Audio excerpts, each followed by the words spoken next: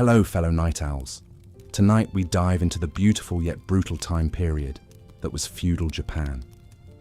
Relax your mind and body as we dive into the intricate world of warlords, samurai, and cherry blossoms, and uncover what made this time period a bountiful well of radiant culture and innovation, but also oppressive feudal systems and constant warfare that made life brutal for the many average Samaritans just trying to scrape by.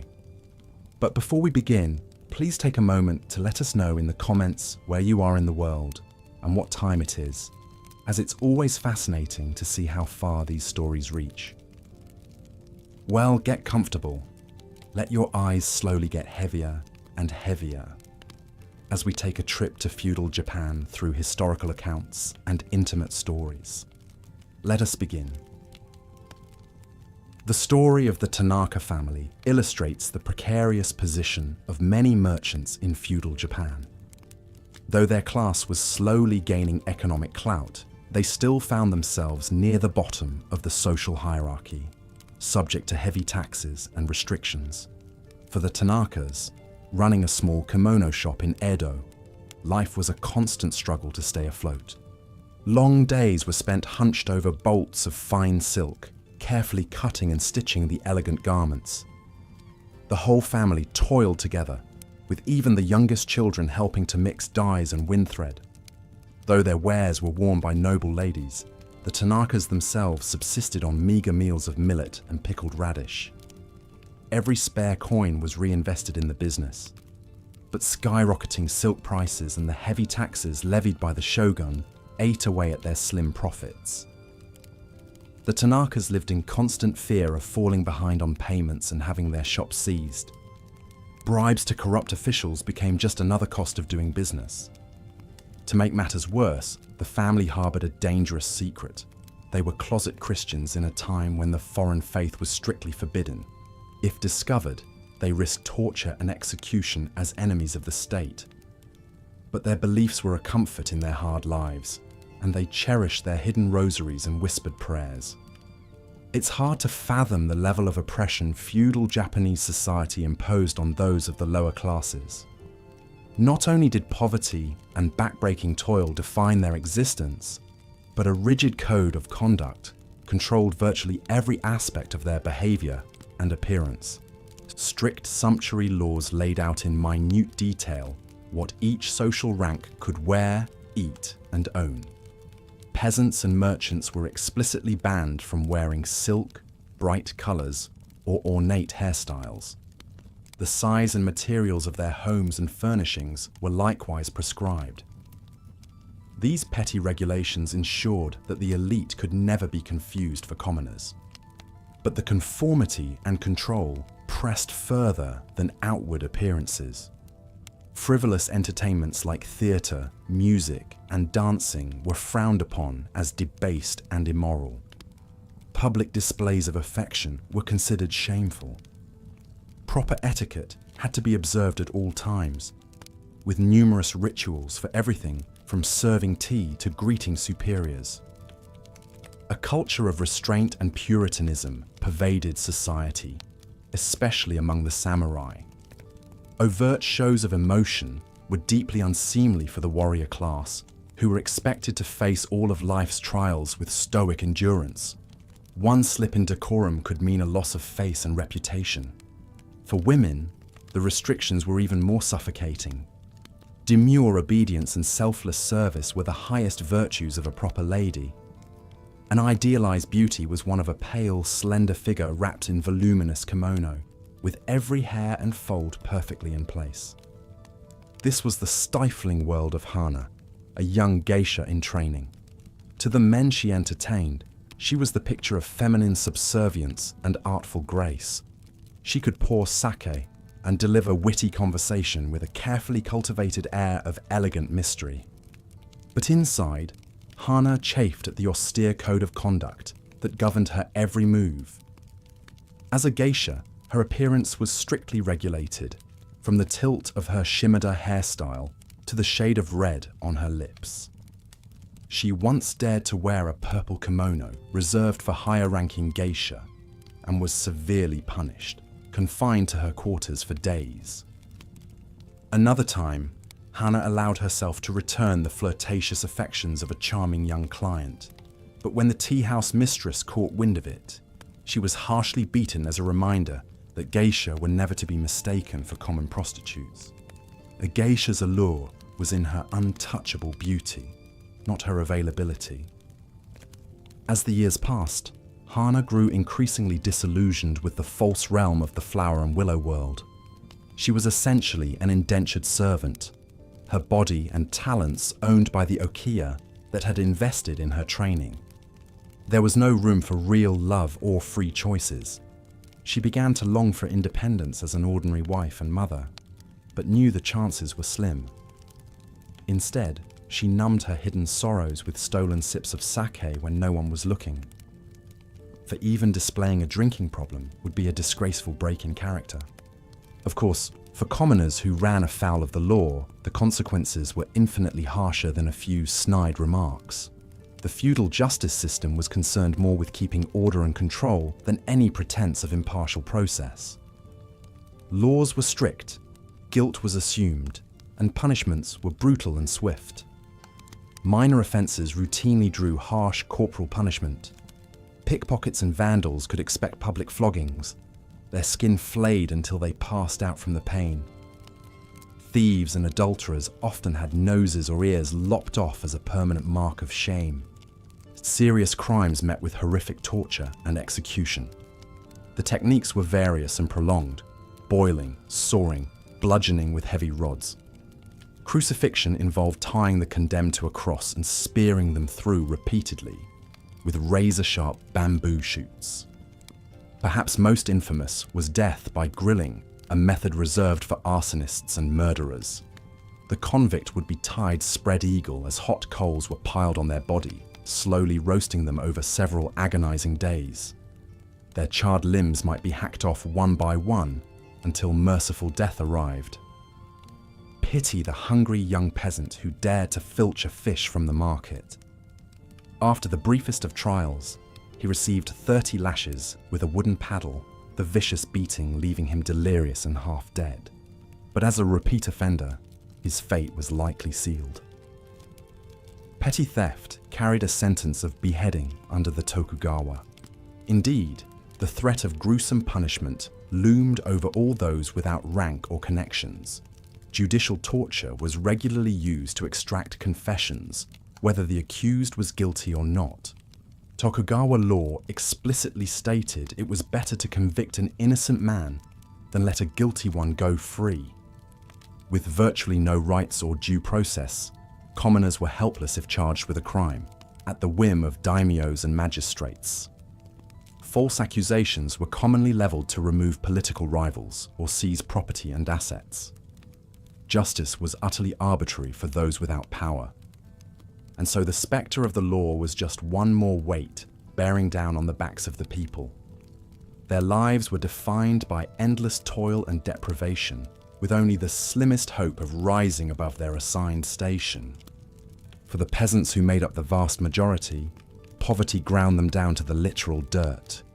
Punishing taxes and rice levies left little to fill their bellies. They subsisted on millet gruel and radish tops, watching their lords feast on white rice and venison. Crushing debts piled up season after backbreaking season. Many became essentially slaves, bonded to their land and landlord. If their rice harvest fell short, their children might be sold into servitude to pay the difference. A bad crop could spell disaster for a whole village. When famine struck, peasants ate grass and bark to survive. Bands of gaunt, desperate vagrants roamed the roads. Abandoned children wailed in empty huts. Corpses piled in ditches. Relief was paltry and selective. The poor died in droves when disease burned through. Smallpox and dysentery churning one on top of malnutrition. They could only pray to Jizo and Kannon, the merciful bodhisattvas, for salvation from suffering in the next life. Opportunities for a better lot were vanishingly rare. The rigid class boundaries were nearly impossible to jump without being born into privilege. Education was limited to basic ciphering and calligraphy, learned at a temple school, if that. For most, the only path was the backbreaking one their fathers and grandfathers walked. Is it any wonder, then, that some peasants reached a breaking point? That after a string of poor harvests, a village might rise up in raw desperation, even knowing the futility? Such was the case in 1781, when starving farmers in the Tohoku region attacked tax collectors and stormed their daimyo's castle, demanding relief from rice levies. Hundreds more flocked to join them, seizing weapons and torching government storehouses. But like every peasant rebellion, this one was doomed. The uprising dissolved in the face of trained samurai. The farmers fled to the mountains. The daimyo ordered all the village men beheaded as an example, their wives and daughters sold into prostitution, and so the peasants submitted again, backs bent under the knowledge that they could rage against their fate, but never escape it. They prayed for the distant promise of the world turned upside down, when the virtuous poor would become lords in the Buddha's paradise. And the feudal order groaned on for another century, but the weight of its oppression grew heavier. The merchants and artisans grew restless, their coin buying them fine things, but not respect. The samurai found their way of life threatened, their rituals of blood and honor ringing hollow. Cracks spidered through the foundation, the fury and desperation of millions upon whose stooped backs the elite few perched in splendor. And when the quake of foreign powers rattled Japan's gates, the great edifice of the Tokugawa finally toppled into dust and ruin. Looking back, it's hard to fathom the scale of human suffering that defined feudal Japanese life for all but the most privileged. The conformity and control bore down from every angle. The clothes on one's back, the wood of one's house, every tugged forelock and bitten tongue.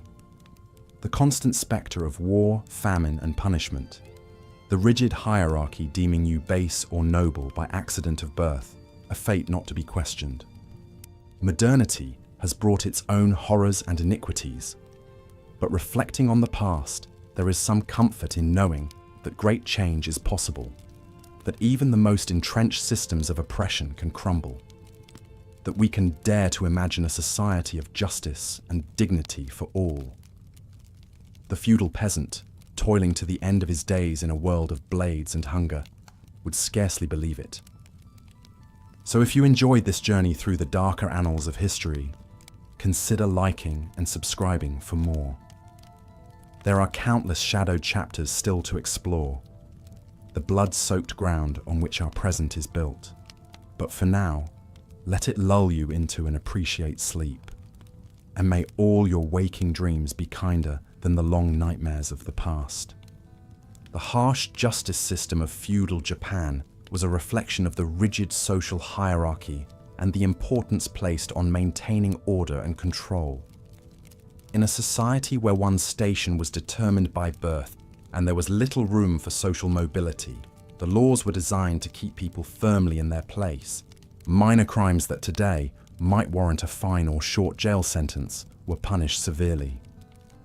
Petty theft, gambling, and disorderly conduct often resulted in public floggings, leaving the accused bloodied and battered as a warning to others.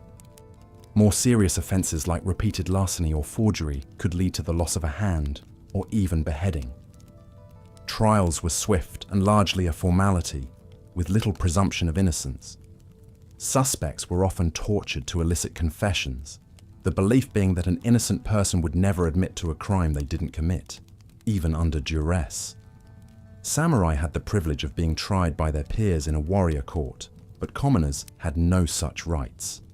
Punishments were meted out publicly to maximize their impact as deterrents. Crucifixion was the cruelest fate, reserved for treason and other high crimes against the state.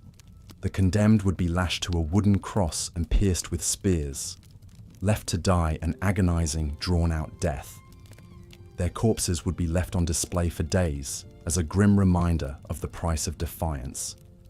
One small mercy was the practice of death by proxy, where a family member could request to be executed in place of their loved one. This spared the condemned from suffering and allowed them an honorable end. But it was a tragic choice that only the desperately loyal would make. Consider the tale of Hikaru, a young artisan's apprentice in the city of Osaka. His master was a skilled but ill-tempered swordsmith, prone to heavy drinking and fits of rage. One evening, when his master was berating him harshly over a minor infraction, Hikaru snapped and struck him with a tool, fracturing his skull. Hikaru was swiftly arrested and thrown in a dank prison cell to await trial. He was denied food and water, kept in darkness, and interrogated mercilessly by his captors. Exhausted and disoriented, he eventually confessed to the attack under the threat of torture. At his trial, Hikaru's guilt was presumed from the start. His tearful pleas that it was an accident and his appeals to his master's good character fell on deaf ears. With the swordsmith hovering near death, the judge wasted little time in reaching a verdict. Hikaru would face crucifixion for his crime. On the day of his execution, Hikaru was pale and shaking as he was paraded through the streets and lashed to the cross. As the executioners prepared to pierce him with spears, Hikaru's elderly father came forward and prostrated himself before the magistrate. With his face pressed to the ground, he begged to take his only son's place on the cross, insisting that his own life was near its end, while Hikaru's was just beginning. With great sorrow, the magistrate agreed to the substitution, acknowledging the father's noble sacrifice. Hikaru wailed as he watched his father, the man who had always protected him, be put to a torturous death in his stead. The guilt was more painful than the spears would have been. He would go on to live a long life as a master swordsmith himself, but he was forever haunted by the cost of that second chance. Stories like Hikaru's were all too common in feudal Japan, where a single misstep could doom an entire family. The cruel and unyielding justice system was just one more way the powerful exerted control over the masses. It was a constant reminder that in this society, people were ultimately expendable cogs in service of the larger machine. For the peasants and artisans who made up the bulk of the population, life was an endless cycle of toil and hardship, with little hope of reprieve. They were born into poverty and would likely die in it, never knowing a life beyond back-breaking labor in the fields or hunched over a workbench. The lucky ones might enjoy a modest existence, with enough to eat and a roof over their heads, but they walked a razor's edge, always one failed harvest or broken contract away from destitution. A single stroke of misfortune could cast a family into starvation and ruin. Consider the Ito family, humble rice farmers, in a small village near Kyoto. For generations, they had tended the same small plot of land, barely eking out a living. They lived simply in a tiny thatch hut, subsisting on a diet of mostly rice and vegetables, with the occasional fish or scrap of meat. The father, Toshi, was a stoop-shouldered man who had known nothing but toil since he could walk. Each day, he rose before dawn to tend the rice paddies, planting, weeding, and watering until his hands were rough and muddied. His wife May worked alongside him while also caring for their 3 small children and aging parents. Despite their best efforts, the Ito family lived in a state of constant precariousness. More than half their rice harvest went to paying rents and taxes to their local lord. What remained was barely enough to fill their bellies and trade for other necessities. They were one flood or drought away from disaster. That ill fortune came in the summer of 1783, when a powerful typhoon tore through their region, flattening fields and destroying storehouses. The Ito's entire rice crop was wiped out, along with their seed stock for the next planting. They suddenly faced the very real prospect of starvation. With heavy hearts, Toshi and May made the difficult decision to sell their young daughter Akari into indentured servitude with a wealthy merchant family. It was the only way to keep the rest of the family fed. They told themselves it was temporary, that they would work hard and save every spare coin to one day buy back her freedom. But deep down, they knew it might be the last they ever saw of their bright-eyed girl. Akari's story was tragically common in feudal Japan, where the crushing poverty ensnared families for generations. Children were often commodities to be sold or traded in times of hardship. Many rural girls ended up trafficked to city brothels and tea houses, forever losing their innocence to keep their families afloat a little longer. This was the unrelenting reality for the peasantry, a never-ending struggle for survival that stripped away dignity and hope. They were the human fuel that kept the feudal machine lurching forward, their suffering greasing the gears for the benefit of the ruling class far above. And so life ground on for the masses, a timeless cycle of hard labor, deprivation, and quiet despair, their fates dictated by the accident of birth. It would take a fundamental reordering of society for there to be any dreams beyond the unforgiving fields and the never-satisfied tax collector. But such change would be a long time coming. In the 15th century, a new philosophy began to take hold among the ruling elite that would further codify the rigid social hierarchy. Neo-Confucianism, as it was known, preached that social harmony depended on everyone knowing their proper place and dutifully fulfilling their role, no matter how lowly. At the top of this divine pecking order was the emperor, who reigned but did not rule. He was seen as a godlike figure, a direct descendant of the sun goddess Amaterasu, but held little practical power. That was wielded by the shogun, the supreme military leader who ruled in the emperor's name. Below the shogun were the daimyo, the feudal lords who controlled vast estates and armies of samurai. Though subordinate to the shogun, the daimyo enjoyed wide autonomy in their domains, essentially functioning as kings. They were expected to keep the peace, collect taxes, and provide military service when called upon. At the bottom were the peasants, artisans, and merchants, the vast majority of the population. Neo-Confucian thought held that they were inherently inferior to the samurai class above them, and that their only path to virtue was through obedience and service. Nowhere were these oppressive ideas more enthusiastically embraced than in Edo, the seat of the shogunate. There, conformity was the highest ideal, and any deviation from societal norms was seen as a threat to the natural order. The Tokugawa shoguns, who ruled Japan for over 250 years, were enthusiastic proponents of Neo-Confucianism. They used it to justify their authoritarian rule and the strict sumptuary laws that dictated every aspect of daily life. Commoners were told what they could wear, what they could eat, even what kind of houses they could live in based on their station. Peasants were forbidden from wearing silk and had to make their clothes from rough hemp or cotton. Merchants, though increasingly wealthy from trade, were banned from flaunting their success. Even the well-bred geisha were bound by countless rules governing their appearance and behavior.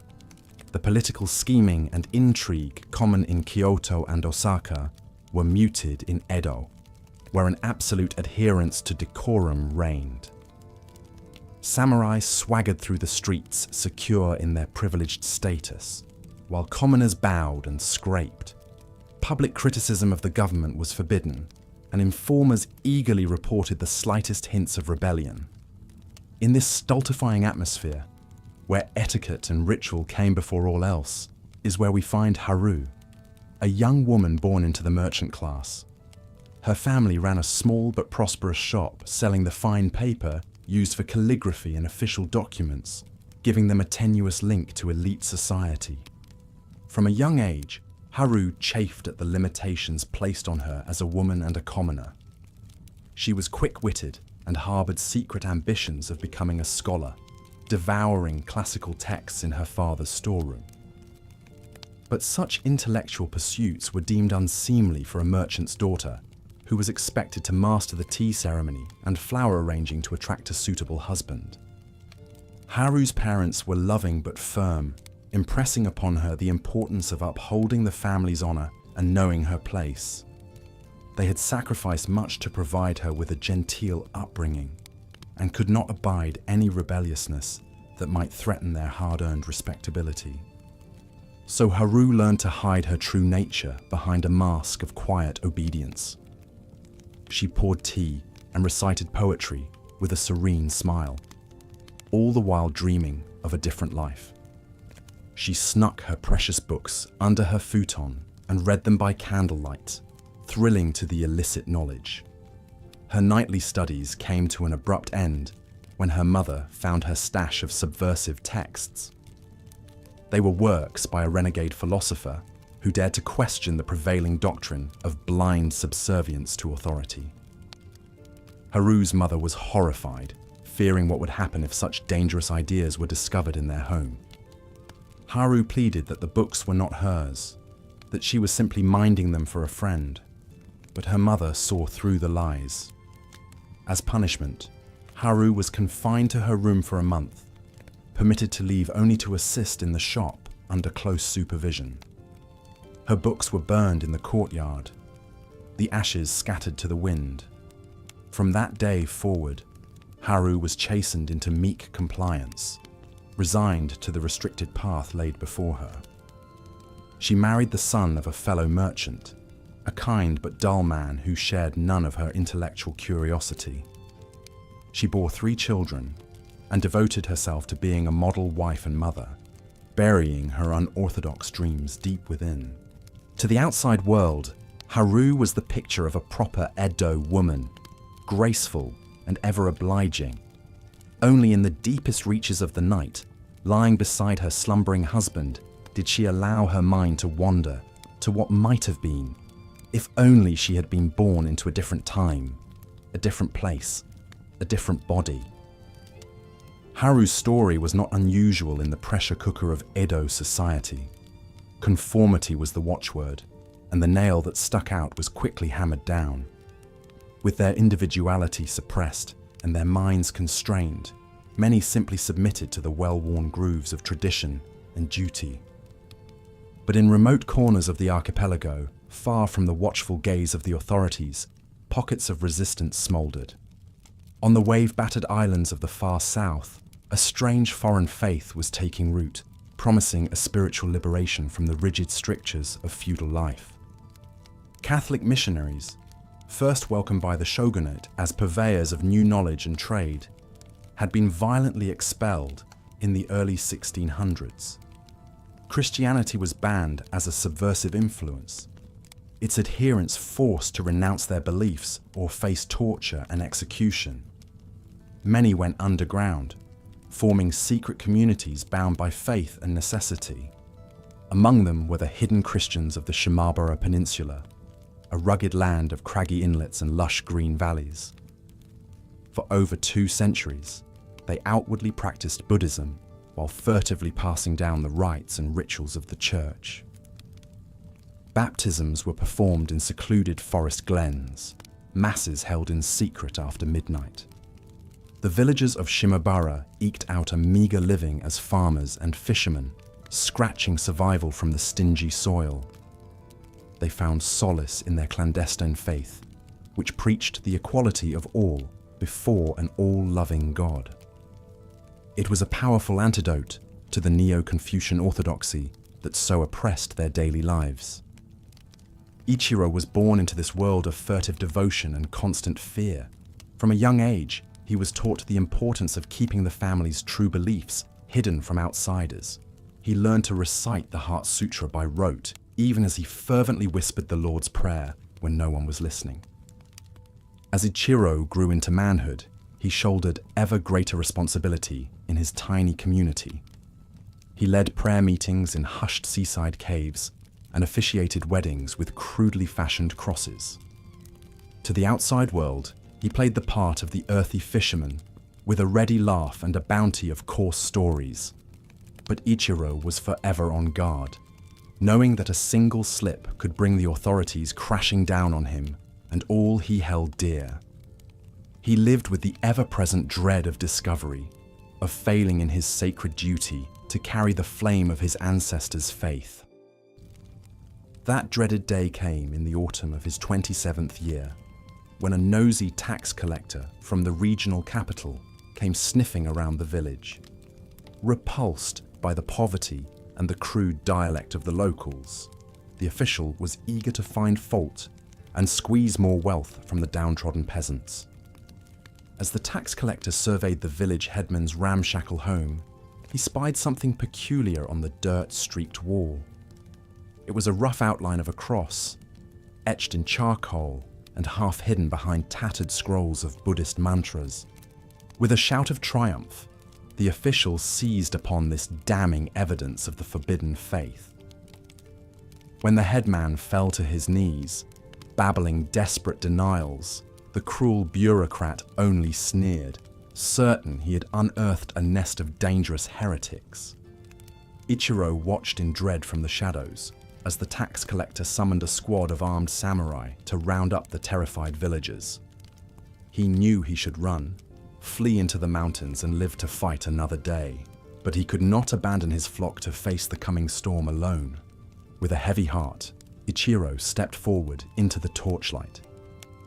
In a calm, clear voice, he declared himself a follower of Christ and a leader of the hidden church.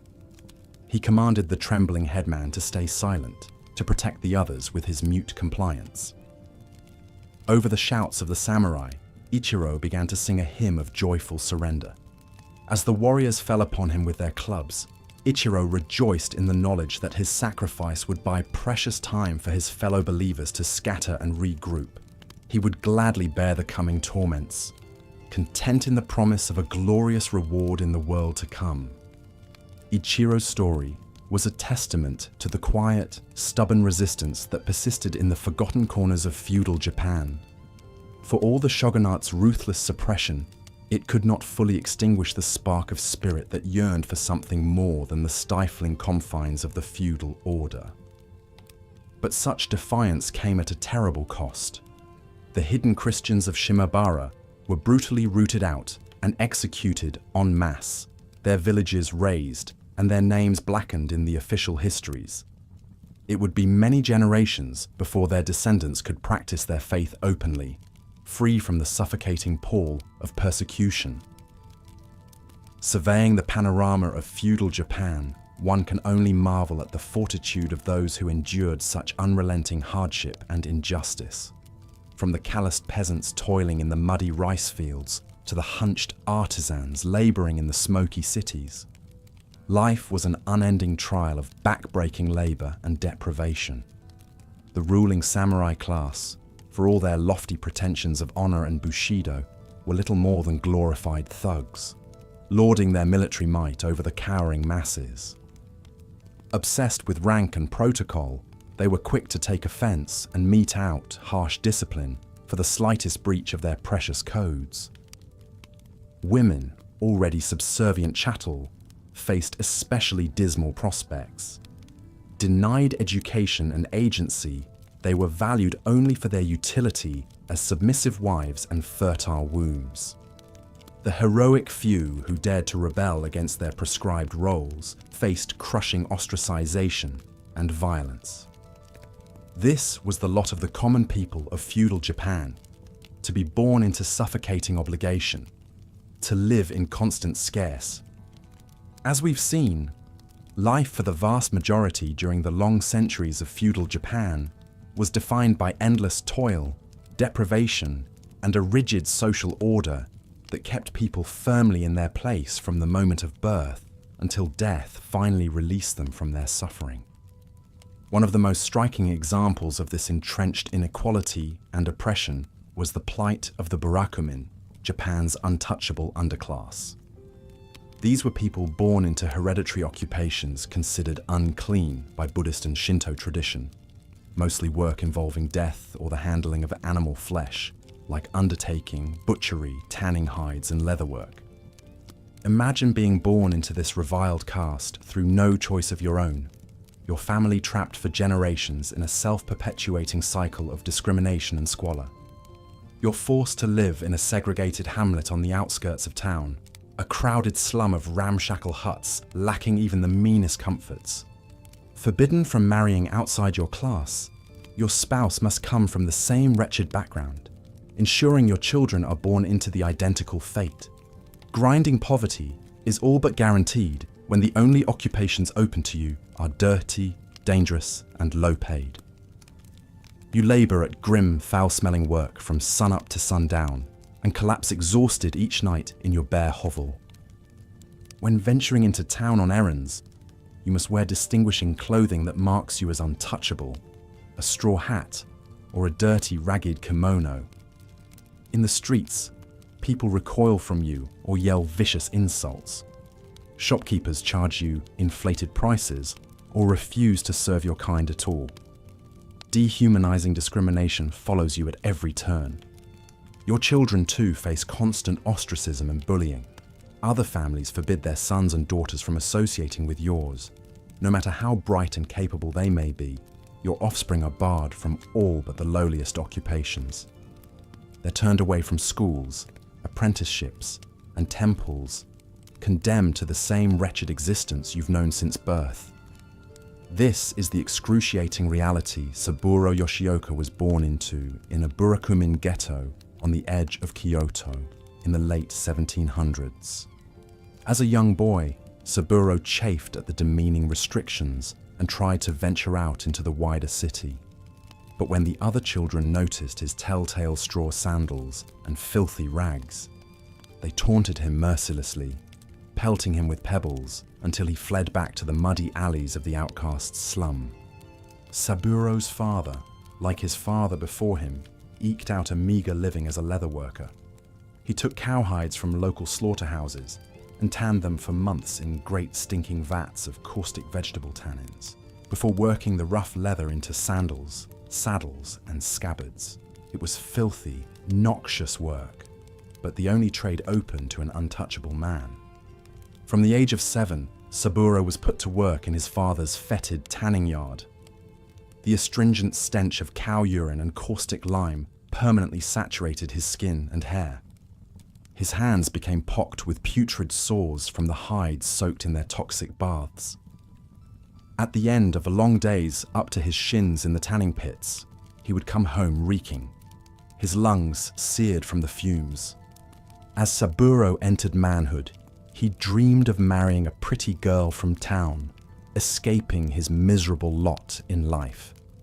In the spring, he began slipping into Kyoto on market days, hoping to catch the eye of some lovely maiden, but he quickly learned even a friendly smile in his direction was out of the question. The city girls turned up their noses at his stench and scurried away in revulsion, sometimes spitting in his direction to ward off his pollution. Despairing, Saburo finally wed the daughter of the local gravedigger in a perfunctory ceremony, resigning himself to perpetuating another generation of ostracized outcasts. Together they raised 3 children in the same hovel he had grown up in, barely managing to keep them fed by their combined toil at society's foulest tasks. Though a proud man, Saburo was forced to hide his face behind a woven reed hat in town, lest he provoke a torrent of abuse. Once, when he dared look a samurai in the eye, the warrior smashed him in the face with an iron-studded jita, knocking out his front teeth. Saburo had no legal recourse, as the feudal authorities cared little how society's dregs were bullied and brutalized. In this way, Saburo and his family lived out their days in squalid ignominy, toiling at repellent work from dawn to dusk, forever shunned by their fellow man. They were trapped at the very bottom of the social order, their choices and chances extinguished from birth. For generation after generation, the Burakumin molded in their ghettos, feudal Japan's permanent, untouchable underclass. Of course, life was scarcely less constricted for the peasantry at large. Though spared the extreme stigma of the Burakumin, farm folk too found themselves locked into a bleak station fixed at birth. Serfs bound to the land of their local lord, they enjoyed precious few freedoms beyond the grueling labor that filled their waking hours. Imagine an existence of ceaseless, back-breaking toil from your earliest childhood days onward. You wake each morning on a reed mat, your belly half empty, and stumble out into the muddy fields to guide an ox-drawn plough or plant endless rows of rice seedlings bent double at the waist. Icy water soaks your legs to the bone as you slosh through the paddies, your feet cut and abraded. At the height of the growing season, you're in the fields for 12, 14, 16 hours a day, pausing only for a few meager meals of millet gruel and pickled radish if you're lucky. Your face and neck are burnt nut brown by the unrelenting sun, your hands gnarled and calloused from gripping tools. A straw hat provides scant relief from the heat as you sweat and strain until every muscle aches. Of course, this assumes the weather is favourable and the harvest plentiful. Let the rains fail or winds lay the crops low, and your family teeters on the precipice of starvation. When the rice runs out, you forage for roots and bark, begging for table scraps on the outskirts of town. Sometimes, you watch helpless as your aged parents or younger siblings waste away, bellies distended, too weak to rise from their pallets. When the rice crop does come in, much of it is destined for your daimyo's storehouses, owed as tax for farming his land. You watch stoically as the best of your back-breaking efforts are carted away by sneering samurai tax collectors. Should you fail to meet your assigned quota, you'll be beaten severely as a malingerer, fined into destitution. Come winter, you shiver in your flea-ridden thatch hut, a single charcoal brazier providing scant warmth as icy winds knife through the walls. You wrap yourself in a tattered, lice-ridden kimono and dream of spring's distant arrival. But you know full well it heralds only a return to the ceaseless, bone-wearying drudgery that has defined every moment of your wretched life. Such was the lot of Kenji Nakamura, born into a poor farming village in the shadow of his daimyo's towering castle near Himeji in the early 1600s. From the age of 5, Kenji was in the rice fields beside his father, doing what he could to contribute to his family's survival. His childhood was an endless blur of blistered hands, aching muscles, and growling hunger. At 13, Kenji watched helpless as his mother wasted away with fever after a meager harvest. Her once strong body reduced to little more than a skeleton wrapped in paper-thin skin. He helped dig her grave in the rocky soil behind their hut, weeping as his father intoned a simple prayer to Amida Buddha for her salvation in the Western paradise. With his mother gone, Kenji took on even more work, rising before dawn to pound millet for gruel, then standing in the frigid paddies until dusk. His youth was a relentless cycle of planting, weeding, frightening away birds, and finally harvesting the precious rice on which the village depended utterly for survival. In a good year, there would be enough to fill their bellies until spring after the tax grain was rendered up. In a bad one, they would huddle in their huts as the snow fell, subsisting on a thin gruel of boiled bark and bran, praying they would not follow their weakest members to the grave before the planting season renewed them. As a young man, Kenji did as was expected of him, and married a plain farmer's daughter from the next village, taking her into his family's hut to bear the next generation of downtrodden tillers bound to their lord's land. She laboured stoically beside him in the fields and rice paddies, even when heavy with child, pausing only to squat in the mud and deliver the next infant. Over the years, Kenji watched 4 of his children succumb to the usual ailments of the peasantry. 2 were carried off by dysentery, 1 by the pox, and another by a wasting cough that left him shaking and drenched in sweat as he gasped out his final rattling breaths. Such losses were expected among the farm folk, inured as they were to the precariousness of life. Kenji counted himself fortunate that 2 of his sons and a daughter survived to adulthood, knowing they would take their place beside him in the never-ending labour of their allotted plot. They would marry, bear children of their own, and one day open a spot in the earth for his weary bones. The cycle of toil, hardship and acceptance would continue unbroken, as it had for generations beyond memory. Looking back over his life from the vantage point of stooped and aching old age, Kenji sometimes wondered if some other existence was possible. He thought of the village headman in his fine silk kimono, the samurai with their polished swords and lacquered armor, the fat merchants who sold his milled rice in the distant city, living lives he could scarcely imagine. But in the end, he accepted that he had lived as his father had lived, and his father before him.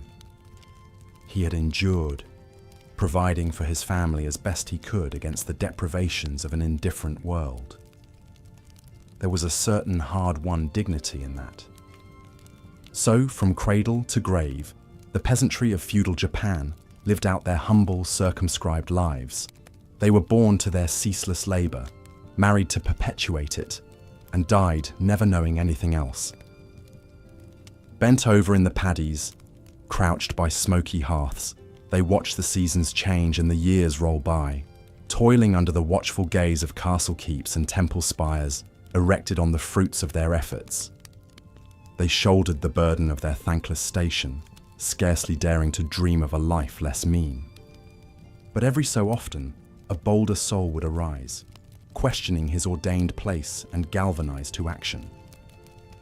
And as the Edo period lurched toward a chaotic close, those voices of dissent would grow louder, straining against the bonds of the ancient feudal order.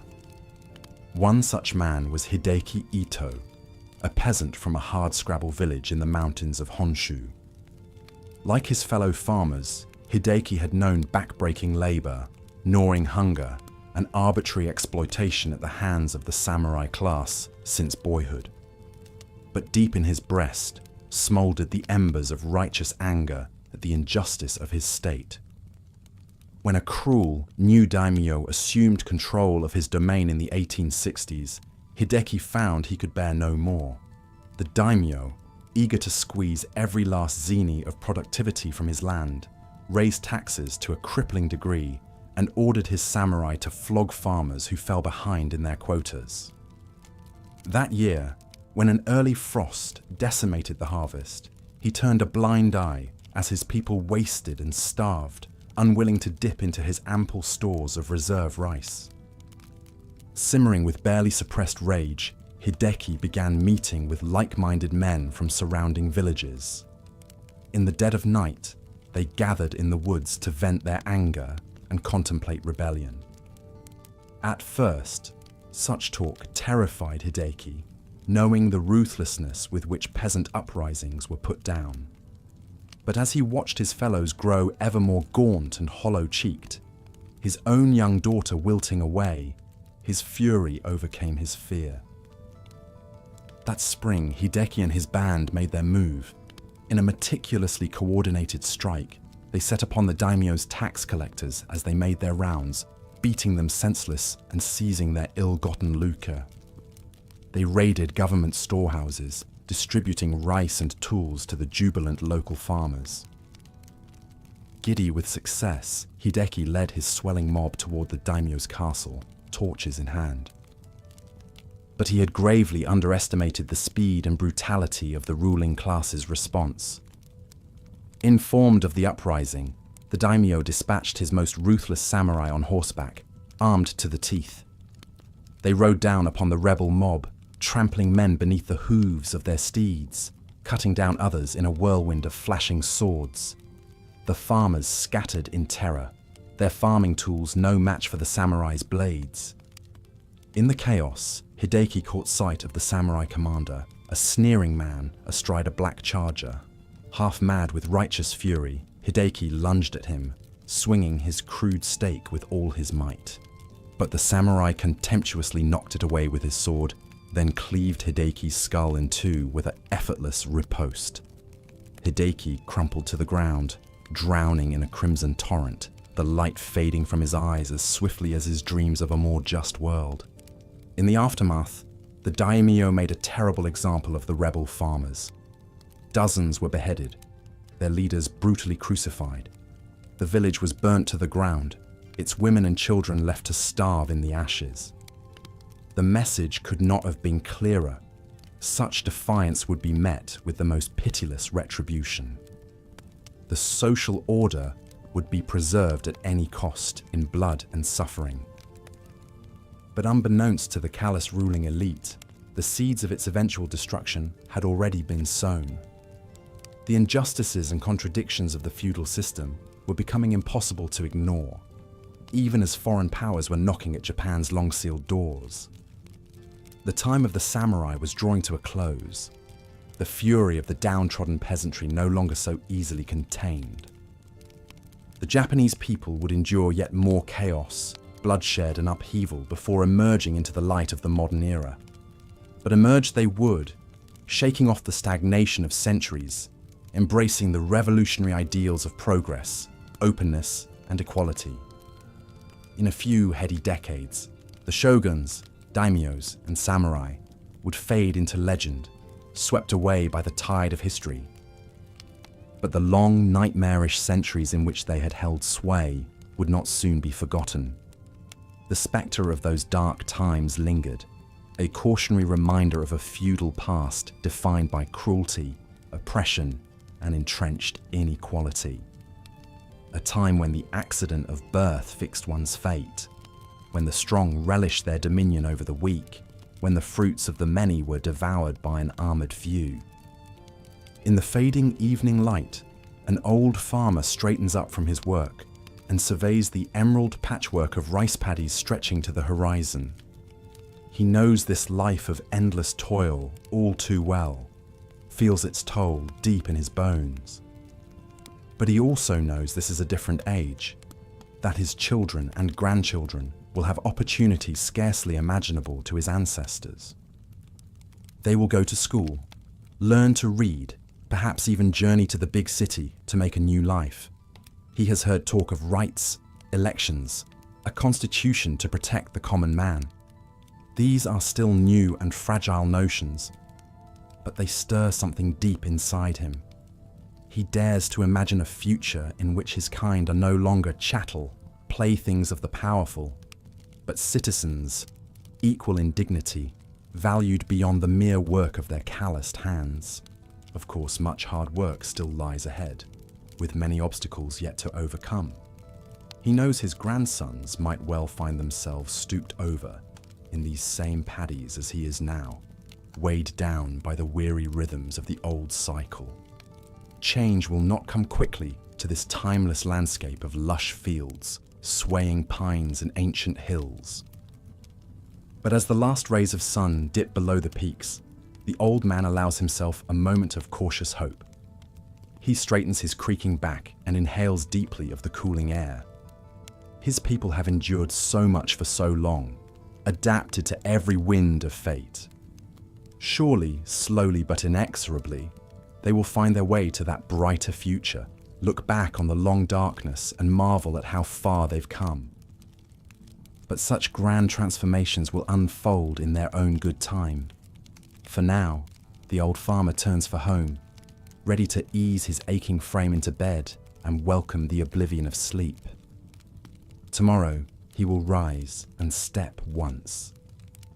Through all these tales of hardship and brutality, a picture emerges of a society where the accident of one's birth overwhelmingly determined the course of their life. The class you were born into was the class you died in, with precious little chance of rising above your station no matter how capable or industrious you might be. For the vast peasantry, life was an unrelenting struggle against hunger, toil, and the constant threat of violence from their samurai overlords. Most barely scraped by, surviving on millet, barley, and a few precious scraps of vegetables. Meat was a rare luxury. In lean years, which were all too common, many were reduced to eating grass and roots to fill their bellies as famine stalked the land. The peasants worked from sunup to sundown in the rice paddies and fields, their backs permanently stooped from the ceaseless labor. They lived in fear of displeasing their lords, knowing that any perceived insolence could bring a swift and brutal beating from the samurai enforcers. It was a life of few creature comforts and many hardships, with little to look forward to but more of the same. Even for the artisans and merchants who enjoyed a slightly higher station, life was far from easy. Though some of the merchant class grew wealthy from trade, They still sat at the bottom of the social hierarchy, disdained by the samurai elite. Sumptuary laws kept them from flaunting their success, dictating the size of their houses and the fabrics they could wear. Stepping outside the boundaries of one's rank was harshly discouraged. The craftsmen and artisans, while skilled in their trades, likewise had little autonomy. They laboured under the rigid control of guilds that limited their production and pricing. Original designs were stifled in favour of time-tested traditional motifs. An independent spirit could bring censure and sanction from the guild masters. Perhaps worst off were the outcasts of society, the ETA and Heinin underclasses. These people were forced into degrading occupations and made to live in segregated settlements on the fringes of towns and cities. They were seen as subhuman, tainted by their association with death and waste. Treated as untouchables, they could be abused and even killed without consequence. For all outside the samurai class, advancement was nigh impossible. Society was a ladder with most rungs missing, the way upwards blocked by the Neo-Confucian doctrine that preached rigid hierarchies as the natural order of things. You were born into your role, you fulfilled your duties with obedience and humility, and you died with a little mark on the world. Even among the ruling samurai class, life was far from an idyll. The way of the warrior was romanticized as a life of honor and glory, but the reality was often short, brutal, and bleak. If you were fortunate, you served your daimyo lord faithfully and died of old age. But a shadow of violent death always loomed. Any misstep or defeat could demand the gory self-sacrifice of seppuku to absolve your shame. Most samurai prepared for this possibility, penning death poems to be read upon their bloody demise. The famed samurai warrior Toyotomi Hideyoshi exemplified the ruthless spirit of the age. Born a lowly peasant through sheer ability and unscrupulous politicking, he rose to become the most powerful man in Japan, ruling as regent in the late 1500s. He was known for his brutal policies, including the persecution of Christians and a series of invasions of Korea that left millions dead. Hideyoshi's megalomania knew no bounds. In one infamous episode, he ordered the ears of 30,000 slain Korean soldiers sent back to Japan, pickled in brine, to be entombed in a grisly mound as a war trophy. The great hero of unification had a vast cruel streak reflecting the harsh realities of the time. For all classes and castes of feudal Japanese society, life was often nasty, brutish, and short. War, famine, poverty, and oppression were inescapable facts of life for most.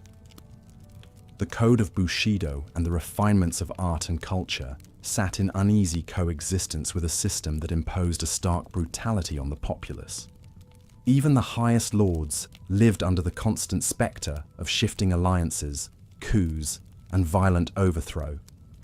Any perceived weakness could prove fatal in the cutthroat world of feudal politics. The price of power was eternal vigilance against usurpers and rivals. This state of affairs would continue for centuries until the feudal system finally began to buckle in the 1800s under the pressures of economic change, Western influence, and rising discontent among the lower classes. The shogun's hold on power would give way, and a new era would dawn with the Meiji Restoration in 1868. But for the generations that lived and died under the weight of feudal oppression, life was often a trial of endurance in the face of great adversity. The human spirit persisted, finding what joy it could amidst the hardships. But daily existence was a far cry from the romanticized image of the noble samurai and his loyal retainers. The reality was harsher, crueler, and far more stratified. It was a time of short lives and long sufferings for all too many. The feudal centuries cast a long shadow over Japanese history, a reminder of the darkness that can reside alongside the light in the human story. As we close this chapter, on the often brutal realities of life in feudal Japan, reflect for a moment on the resilience of those who endured such times. Theirs was a world almost unimaginably different from our own, yet they too knew love, hope, fear, and sorrow. In our modern comfort and security, it is easy to forget the trials of those who came before. But in remembering their harsh lot, we perhaps better appreciate the freedoms and opportunities we enjoy today. History, even at its darkest, has much to teach us about the progress of the human condition. The feudal era of Japan, for all its cruelties and inequities, sowed the seeds of what would grow into a strong, dynamic nation. The values of discipline, loyalty, aesthetics, and community forged in that time would shape and define Japanese culture for generations to come. A long road still lay ahead, but the first steps had been taken. And so, as the sun sinks low over the feudal horizon, we bid goodnight to this bygone age. May your dreams be gentler than the times we've spoken of, and your days brighter than those of ages past. If you found this tour through history engaging, your loyal guide would be most honored by a like and a subscribe.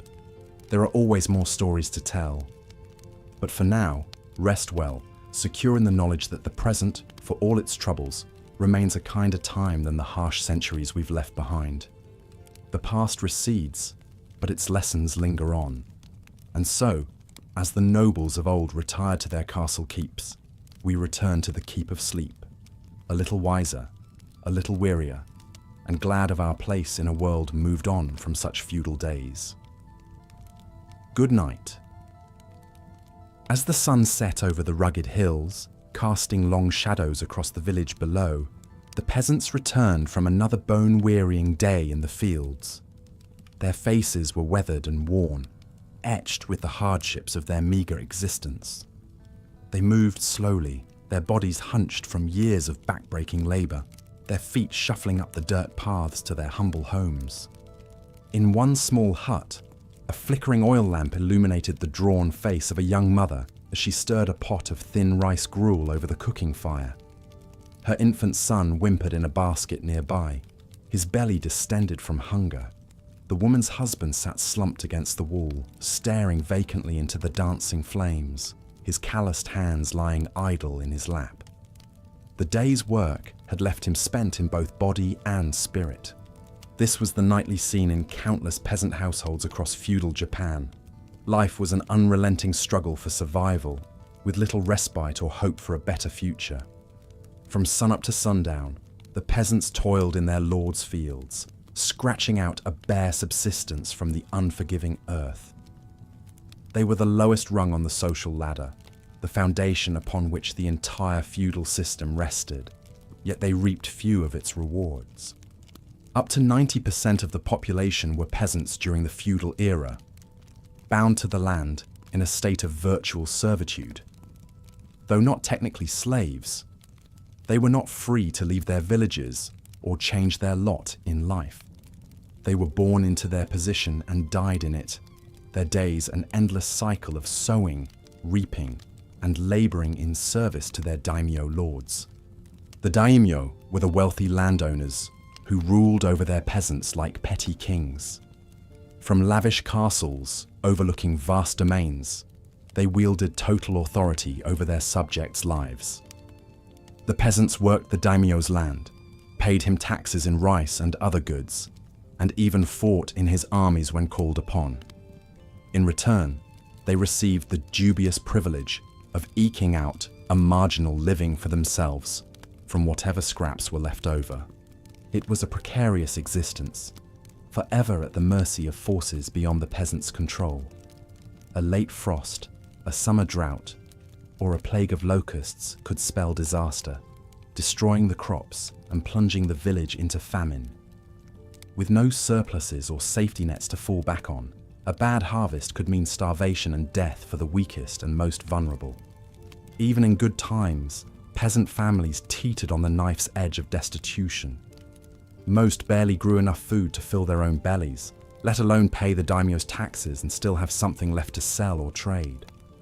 They subsisted on a monotonous diet of rice, vegetables, and the occasional bit of fish if they were lucky enough to live near the coast.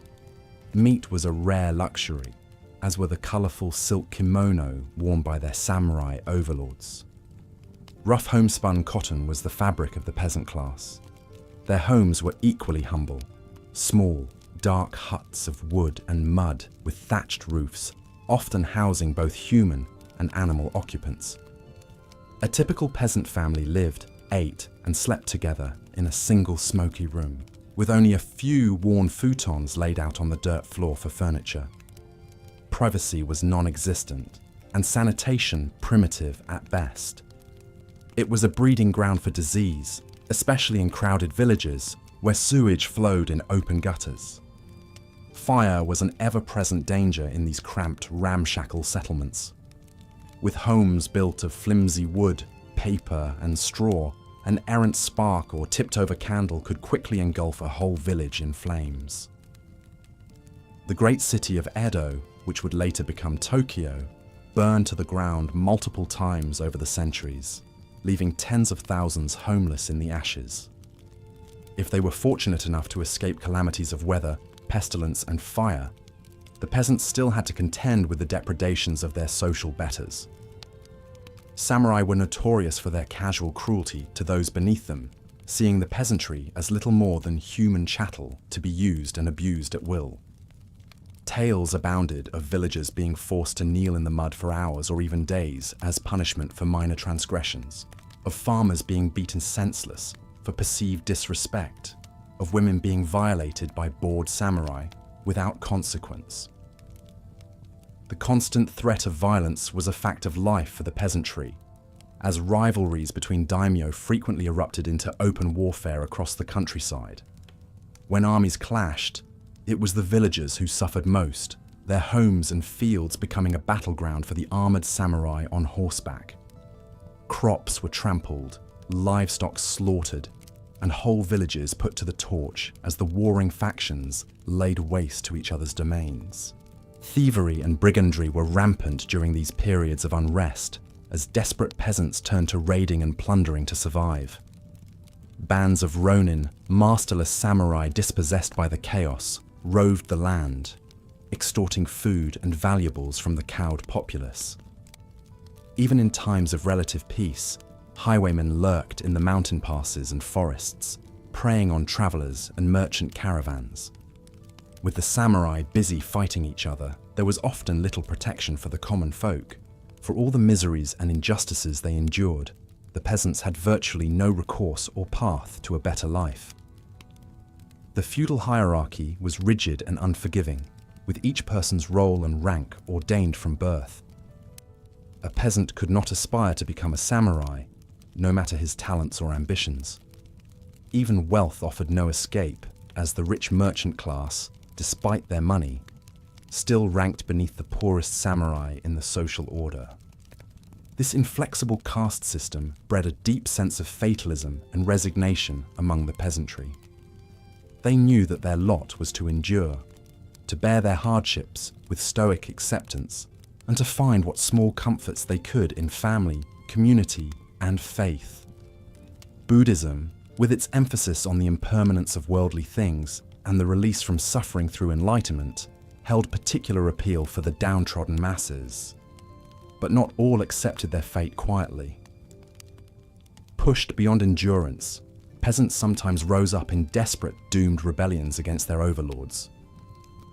These uprisings were usually local affairs, sparked by some especially egregious abuse or hardship, and quickly crushed by the superior arms and organization of the samurai. One of the largest and most famous peasant revolts was the Shimabara Rebellion of 1637–38. An estimated 27,000 Christian peasants on the Shimabara Peninsula, chafing under the brutal persecution of their faith, banded together to overthrow their daimyo and establish a kind of peasant utopia. The rebellion began with the peasants seizing several fortified castles, a stunning feat that testified to their zeal and their numbers. The Tokugawa shogunate, which had banned Christianity as a subversive foreign influence, sent a massive army to quell the uprising. The peasants, many armed only with farming tools, held out against the siege for months before being overwhelmed. In the end, the rebel stronghold was stormed, and some 37,000 insurgents and sympathizers were massacred, men, women and children put to the sword. It was a tragic but telling example of the vast power imbalance between rulers and ruled in feudal Japan. The Shimabara Rebellion would be the last major armed resistance by the peasantry, a futile gesture of defiance against a system that offered them no real hope or justice. In the centuries that followed, Japan would gradually transition from feudalism to a more modern, centralized state. But change came slowly and unevenly, with the rural peasantry often the last to see real improvements in their condition. Even as cities like Edo and Osaka grew and prospered, life in the villages remained mired in poverty and toil for generations. It was not until the Meiji Restoration of 1868, which ended the shogunate and restored the emperor to power, that the feudal system was finally abolished and the way was paved for a new, more egalitarian social order. Land reforms, industrialization, and the growth of public education would slowly lift the peasantry out of the depths of immiseration, though rural poverty remained widespread well into the 20th century. Looking back from the vantage of the present day, it can be hard to fathom the sheer scale of human suffering that took place during Japan's long feudal era. For hundreds of years, the great mass of the population endured a bleak existence of grinding poverty, ceaseless drudgery, and the constant peril of famine, disease, and violence. It was a time when a person's life was circumscribed from birth, their fate fixed by the accident of their social class. Yet it was also an era that gave rise to cultural traditions that would define Japanese identity for generations. The samurai code of bushido, the way of tea, the austerities of Zen. It was an age of strife and cruelty, but also of great art, poetry, and spiritual yearning. Perhaps more than anything, it was a time of endurance, when the Japanese people, through sheer tenacity and resilience, weathered the long centuries of hardship to forge the foundations of the modern nation we know today. As we reflect on this history from the comfort and security of our own age, it is a humbling reminder of the progress we've made and the struggles of those who came before us.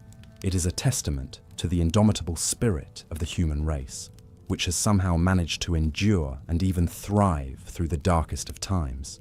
And it is a challenge to us to use our own relative good fortune to build a world of greater justice, compassion, and opportunity for all. And with that quiet reflection, we come to the end of our journey through the brutal realities of life in feudal Japan. I hope this exploration of history has brought you a deeper understanding of the past, even as it lulled you gently into the embrace of sleep. If you enjoyed drifting off to the sound of these tales, be sure to like this video and subscribe to the channel for more soothing bedtime stories steeped in the fascinating annals of human civilization.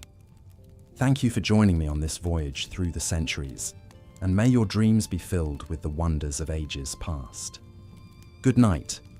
Life under the strictly regimented feudal system was a constant struggle for survival, especially for the lower classes who made up the vast majority. Not only were they perpetually on the brink of starvation, but they faced a justice system that was swift and harsh in meting out punishments. Even minor crimes could result in severe penalties. Take the story of a poor farmer we'll call Haruki. In 1720, a string of poor harvests had left him and his family desperate and hungry. One morning, he was caught stealing a bag of rice from his daimyo's storehouse. Haruki was quickly arrested and hauled before the local magistrate. There was no real trial, just a swift summary of his obvious guilt. The sentence was read out. For the crime of stealing from his lord, Haruki would be crucified. Crucifixion was a fairly common form of execution in feudal Japan, often used for serious crimes against the state or one's superiors. The condemned would be tied or nailed to a cross and left to die a slow, agonizing death from exposure and asphyxiation, serving as a grim public warning to others. Haruki spent his final hours tied to a rough wooden cross on the outskirts of his village. As he hung there painfully, slowly dying, he served as a potent reminder of the draconian price to pay for violating the social order, no matter how desperate one's circumstances. His wife and children would now be destitute, likely forced to sell themselves into servitude to avoid the same fate. This was the unrelenting harshness of feudal justice, swift, brutal, and merciless, aimed at keeping the masses cowed and obedient through terror. There was no concern for circumstance or mercy for the unfortunate. The system existed to preserve the rigid hierarchy, not serve real justice. Even for those not facing the executioner's blade or the crucifixion's stake, the constant threat of draconian punishment kept people trapped in their oppressive roles. A samurai who failed in his duties, a peasant who fell behind on his taxes, a woman who displeased her husband, all could face physical punishment, imprisonment, exile, or worse under the feudal laws. The result was a society of stifling conformity, where stepping out of line even a little could spell one's doom. This atmosphere of harshness and fear even permeated the arts of the time. The great haiku poet Matsuo Basho, who lived from 1644 to 1694, often reflected on the themes of life's transience and the ever-present spectre of death in feudal Japan. One of his most famous works goes, "Summer grasses, all that remains, of warriors' dreams." In just a few simple words, Basho captures the melancholy truth of his era, that even the mightiest samurai were ultimately as ephemeral as summer grass, their glories fleeting and forgotten in death. The poem is a poignant reminder of the relentless brutality of the age, where death was always close and life was all too often nasty, painful, and short. As the Tokugawa period dragged on, the rigidity and oppressiveness of the feudal system began to strain under its own weight. The ruling shogunate increasingly struggled to maintain centralized control over the fracturing domains. Samurai found it harder to justify their privileged status in an era of extended peace. Merchants chafed at the restrictions placed on them even as their wealth and influence grew. Peasants, driven past the point of endurance by famines and excessive taxation, launched several major rebellions. The old order was slowly crumbling, but it would take a seismic shock from the outside world to finally topple it. That shock came in 1853, when American Commodore Matthew Perry steamed into Edo Bay with his fleet of modern warships, forcing an end to Japan's centuries of self-imposed isolation. This sudden confrontation with the industrial West triggered a crisis and a series of internal conflicts that ultimately led to the fall of the shogunate in 1868 and the birth of a modernizing Japanese state. The feudal age of Japan was coming to a close after centuries of entrenched brutality. The new Meiji era would bring wrenching changes and upheavals as the nation raced to catch up with the world. But it would also open the door for new ideas, technologies, and opportunities that had been stifled under the stagnant and oppressive rule of the shoguns and daimyo. A rigid and often ruthless social order was giving way, slowly, fitfully, and painfully, to a more dynamic modern society. Looking back, it's hard to grasp the sheer scale of the suffering and loss that took place during Japan's long feudal centuries. The abject misery of the peasants, the stifling restrictions placed on women, the cruelty of the justice system, the constant threat of famine and warfare, all combined to make life unrelentingly harsh for the vast majority. Yet even in these brutal conditions, the Japanese people managed to create art of haunting beauty, poetry of deep human feeling, and a rich culture that endures to this day. Perhaps there is an odd comfort to the thought that our own daily struggles and anxieties, however daunting they may seem, are fleeting things in the grand sweep of history. That even the mighty shoguns and samurai warlords who once held the power of life and death over millions are now long dead and mostly forgotten, no more permanent than the summer grass. And yet their stories live on, and there is value in learning about and remembering them. In understanding the past, we can better grasp the present and gain a little wisdom for the future. We can appreciate how far we've come in terms of justice, equality, and peace, even as we grapple with the challenges we still face. So as we close this chapter on the dark annals of feudal Japan, take a moment to reflect on the resilience of the human spirit across the centuries, to pay respect to the nameless millions who endured, struggled, and perished in those harsh times, and to appreciate all the small daily blessings of our modern lives, from a soft bed to sleep in, and a safe home to wake up in, to the basic dignities and freedoms so many feudal Japanese were denied. If you enjoyed this tour through the often tragic but always fascinating history of feudal Japan, consider liking this video and subscribing to our channel for more deep dives into the rich, strange, and surprising tapestry of the human past. We'll be here, bringing you more immersive journeys through the ages, one story at a time. Until next time, thanks for watching, and sweet dreams.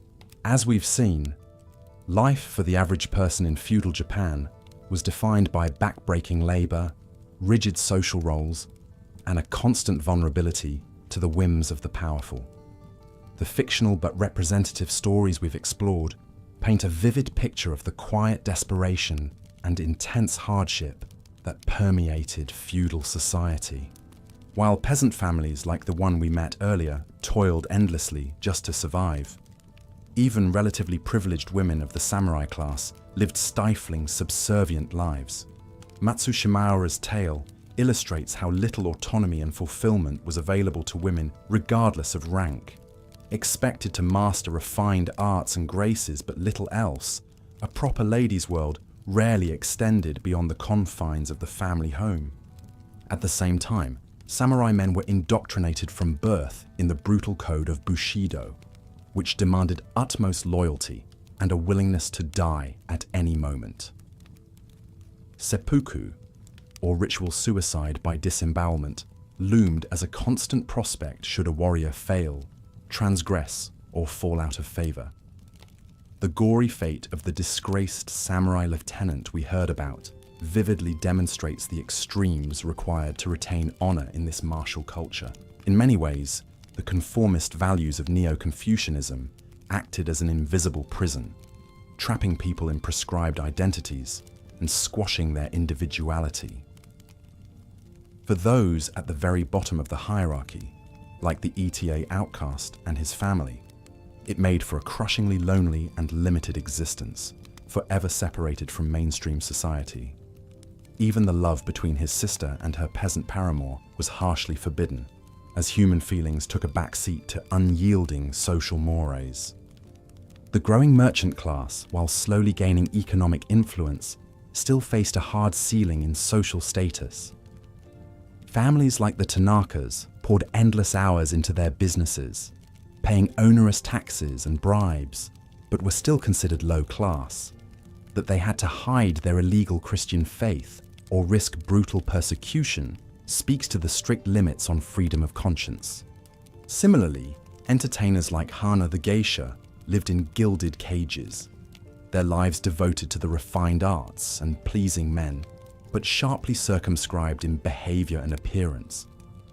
To violate the strict codes of dress and conduct was to invite physical punishment and confinement, driving many to despair and self-destructive habits. The harsh justice system, defined by torture, corporal punishment, and a lack of due process, helped keep people in line through terror and example making. The sad fate of the petty thief, so broken by repeated floggings then executed for his desperation, illustrates the inhumanity of a legal code, heavy on cruelty and light on mercy and rehabilitation. Looming over it all was the spectre of pervasive poverty, which left most of the population destitute and beholden to their feudal masters. While peasant uprisings, like the one we heard about, occasionally shook the foundations, they were always brutally suppressed in the end, the participants tortured and killed as warnings to others. In closing, feudal Japanese society was in many ways a beautiful and artistically vibrant one, responsible for exquisite material culture and timeless artistic traditions. But it was also an exceedingly strict and hierarchical world, where the majority laboured in misery to support a small elite in relative comfort at the top. The abiding legacy is one of a system that caused incalculable human suffering through its institutionalised oppression and entrenched inequality. The plight of the commoners, outcasts and peasants we've met here was sadly all too common, their stories of quiet anguish now lost to time. And while later chapters of Japanese history would hopefully chart a freer, more equitable course, we are left to reflect on the darkness endured by so many during the feudal centuries.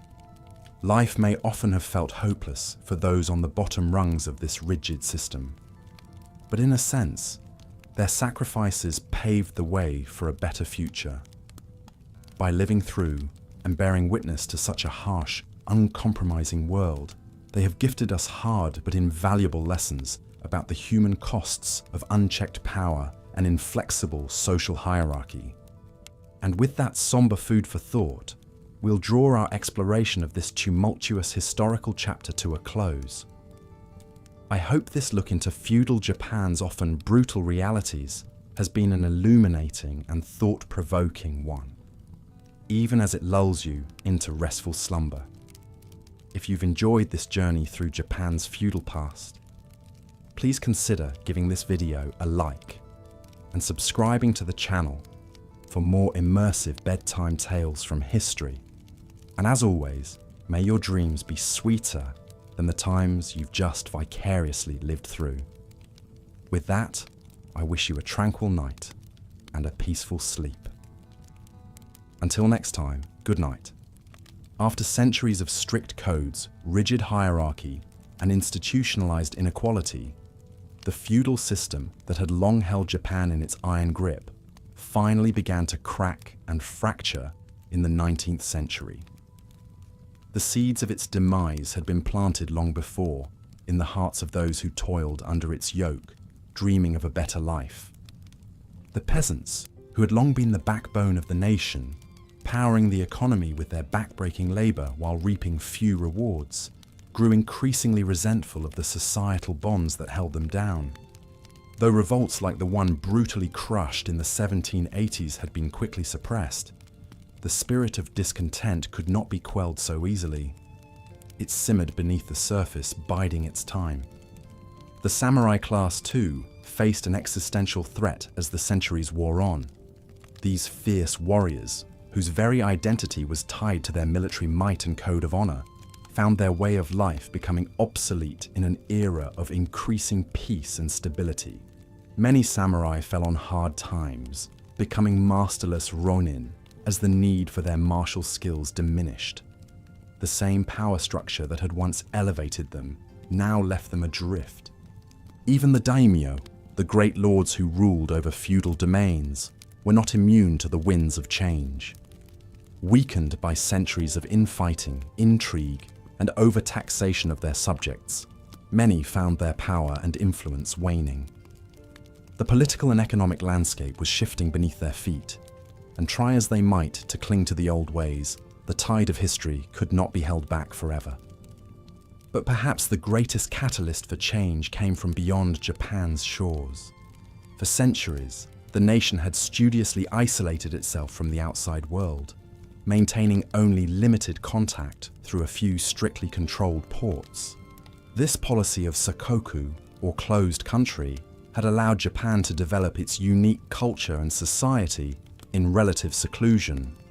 But by the mid-19th century, the outside world could no longer be ignored. The arrival of Commodore Matthew Perry and his fleet of American ships in 1853 sent shockwaves through Japanese society. Perry's demand that Japan open its ports to foreign trade, backed by the threat of his powerful cannons, made it starkly clear that the days of isolation were over. Japan found itself suddenly and uncomfortably thrust onto the global stage, forced to confront a rapidly modernizing world. The years that followed saw Japan undergo a remarkable transformation, as the old feudal order crumbled away and a new, modern nation began to take shape. The Meiji Restoration of 1868 marked the formal end of the shogunate and the restoration of the emperor to nominal supreme power. But more than that, it signaled a profound shift in Japanese society as the nation set out to modernize and catch up to the Western powers. The samurai class was officially abolished, their status and privileges revoked. Many former warriors struggled to adapt to this new reality, their swords replaced by pens as they took on roles as bureaucrats and administrators in the new government. Others turned to new professions, becoming teachers, doctors, or businessmen. It was a difficult transition for many, but one that reflected the changing times. The lives of ordinary people, too, began to change in profound ways. The strict social hierarchy that had once kept everyone in their place began to break down, as new ideas about individual rights and freedoms took hold. Education became more widely available, and with it came increased social mobility. Peasants were no longer tied to the land, and many flocked to the cities in search of new opportunities. But change did not come easily or without conflict. The rapid pace of modernization and the influx of foreign influence sparked backlash from some quarters, as conservatives sought to preserve traditional ways of life. The early years of the Meiji era saw numerous rebellions and uprisings, as different factions vied for power and influence in the new order. But through it all, Japan continued to push forward, determined to forge a new path. As the 19th century drew to a close, the nation that had once been ruled by a rigid feudal system had transformed itself into a modern industrial power, complete with a new constitution, a national army, and a rapidly expanding economy. It was a remarkable feat, one that had been achieved through the efforts and sacrifices of countless individuals, from the lowliest peasant to the most powerful lord. But even as Japan celebrated its new status as a major player on the world stage, the scars of the feudal era lingered on. The legacy of those centuries of brutal oppression and inequality could not be erased overnight, and the nation would continue to grapple with the ghosts of its past as it charted its course into the future. For the common people, who had endured so much hardship and suffering under the feudal system, the promise of a brighter tomorrow was a beacon of hope. They had known the depths of despair, the gnawing hunger of famine, the terror of warfare, and the crushing weight of servitude.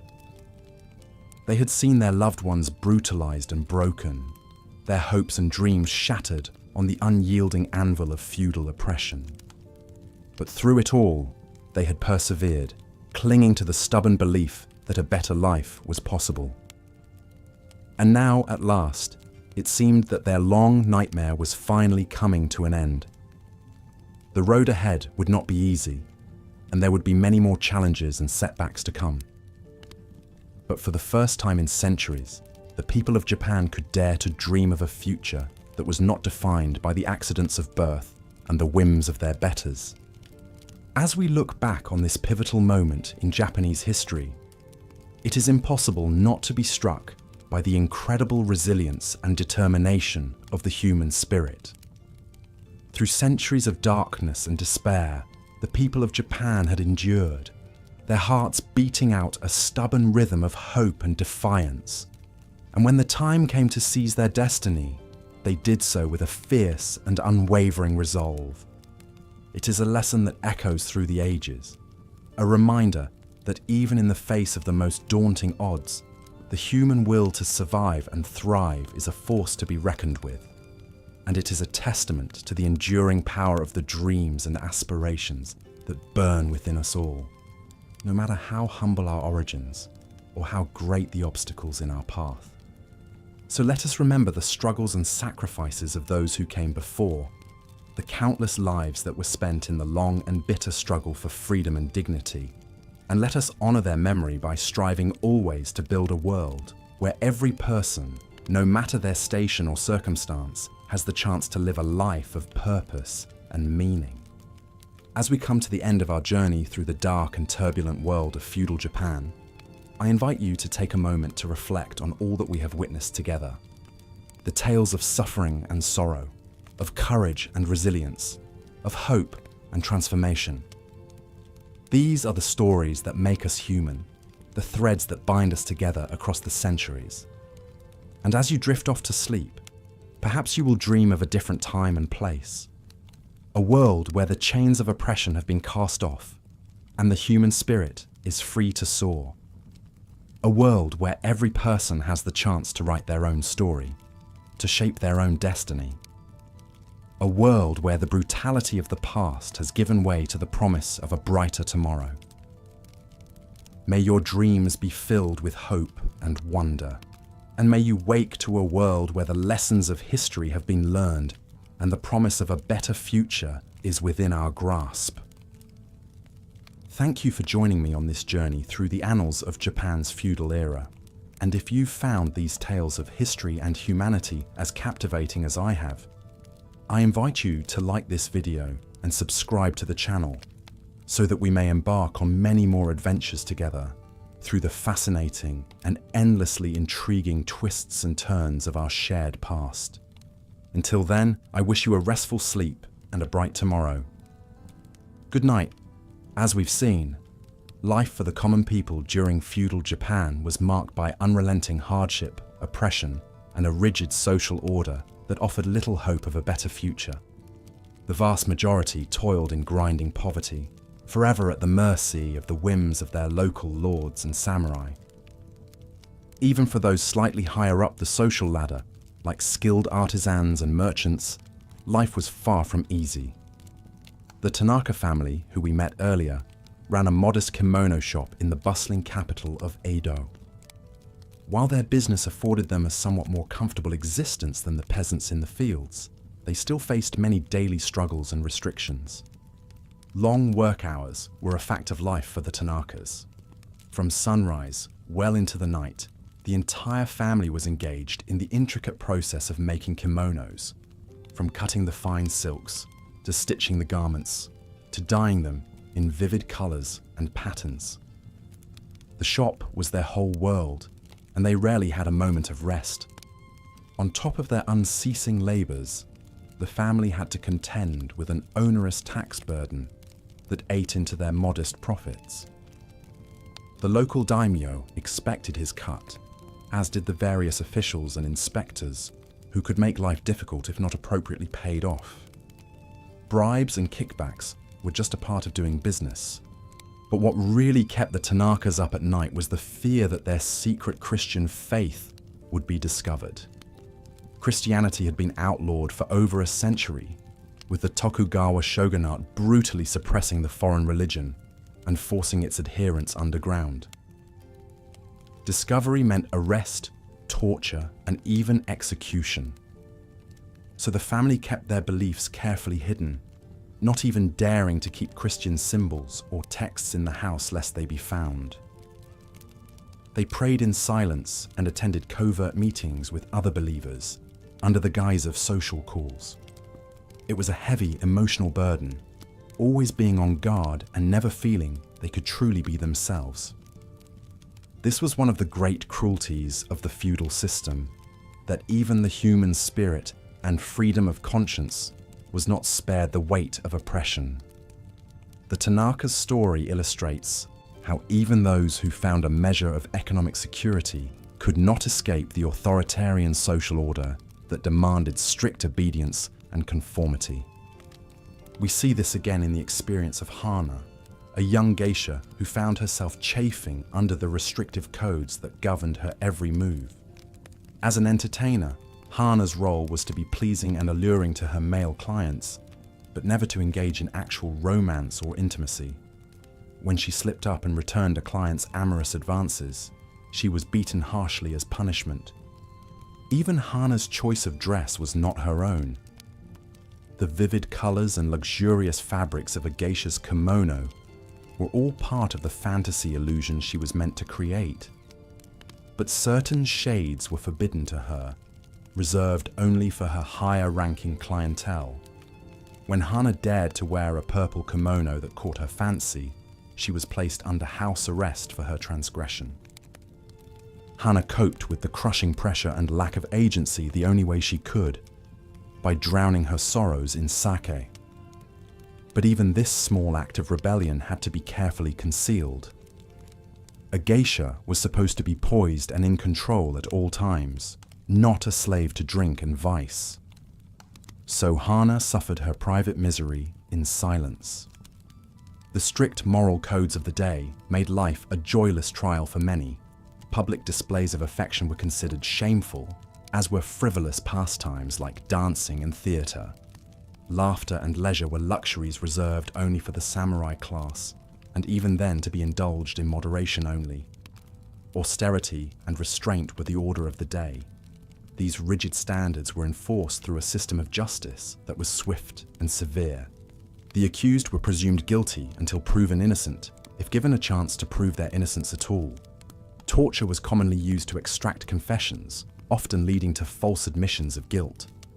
Punishments were brutal and designed to inflict maximum suffering. Flogging with wooden paddles or iron rods was a common sentence for minor offences, leaving the victim bloody and broken. Exile was another fate that awaited those who ran afoul of the law, cast out from their homes and families to fend for themselves in the wilderness. But perhaps the cruelest cut was reserved for those at the very bottom of the social order, the ETA class of outcasts. Considered subhuman and unclean, the ETA were shunned by mainstream society and confined to their own squalid ghettos on the margins of towns. We met one Eta man who was born into this life of exclusion and stigma. Though he and his family worked essential jobs like butchering animals and tanning hides, they were still looked upon with revulsion and disdain. They were forbidden from marrying outside their class, or even wearing the same clothing as commoners. When his sister dared to fall in love with a peasant boy, their innocent romance was met with swift and harsh condemnation. Such a breach of the social order could not be tolerated. They were both threatened with death if they did not break off their relationship at once. For the ETA and other outcasts, life was a constant reminder of their degraded status. They were not even afforded the basic dignity of being regarded as fully human. Their oppression was total and inescapable, enshrined in a rigid caste system that allowed for no social mobility. This was the overarching tragedy of feudal Japan, that the vast majority of people were trapped in a suffocating hierarchy that determined their lot in life from birth to death. It was a system built on exploitation, cruelty, and the ruthless suppression of the human spirit. Even the arts and culture of the age reflected these bleak realities. The literary forms popular among the elites were often dark and cynical, dwelling on the fleeting nature of life and the inevitability of suffering. The great haiku masters wrote of existential despair, while the playwrights staged dramas full of betrayal, vengeance, and death. There was little room for hope or optimism in this grim worldview. The people of feudal Japan endured lives of unrelenting hardship simply because they had no other choice. They were born into a system that demanded their submission and offered no path to a better future. But even in the darkest of times, the human spirit finds ways to resist. We see this in the small acts of defiance and self-assertion carried out by people like Hana and the star-crossed Ita lovers. They may have been ground down by the weight of their society, but they still found tiny ways to assert their humanity. And in the larger scope of history, we know that change was coming. The feudal system, for all its seeming permanence, was not to last. The seeds of its undoing were already being sown in the form of economic shifts.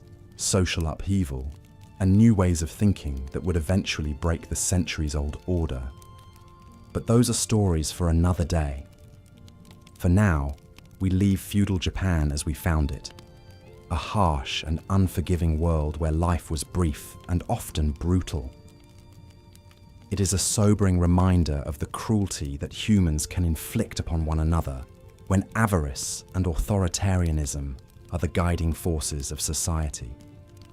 And yet, it is also a testament to the resilience of the human spirit, that people could endure such bleak conditions and still find small ways to love, to laugh, to create art and find meaning. This is the inextinguishable spark of hope that carries us through even the darkest of times. As this final chapter comes to a close, we invite you to take a moment to reflect on the incredible hardships and challenges that the people of feudal Japan faced every day. Their struggles may be distant from us in time and place, but their experiences speak to universal truths about the human condition and the indomitable will to survive and resist in the face of oppression. If you found these stories and insights compelling, we encourage you to like and subscribe to our channel. There are so many more fascinating journeys into the past waiting to be explored, and we would be honored to have you along for the ride. Until next time, this is your guide through the annals of history, wishing you a restful night's sleep filled with dreams of a brighter tomorrow. For though the feudal era may have been a time of great darkness, we can take solace in knowing that the dawn of a new age was just over the horizon. So let us all strive in our own lives to learn from the mistakes of the past, to fight for justice and equality, and to cherish the freedoms that were so cruelly denied to our forebearers.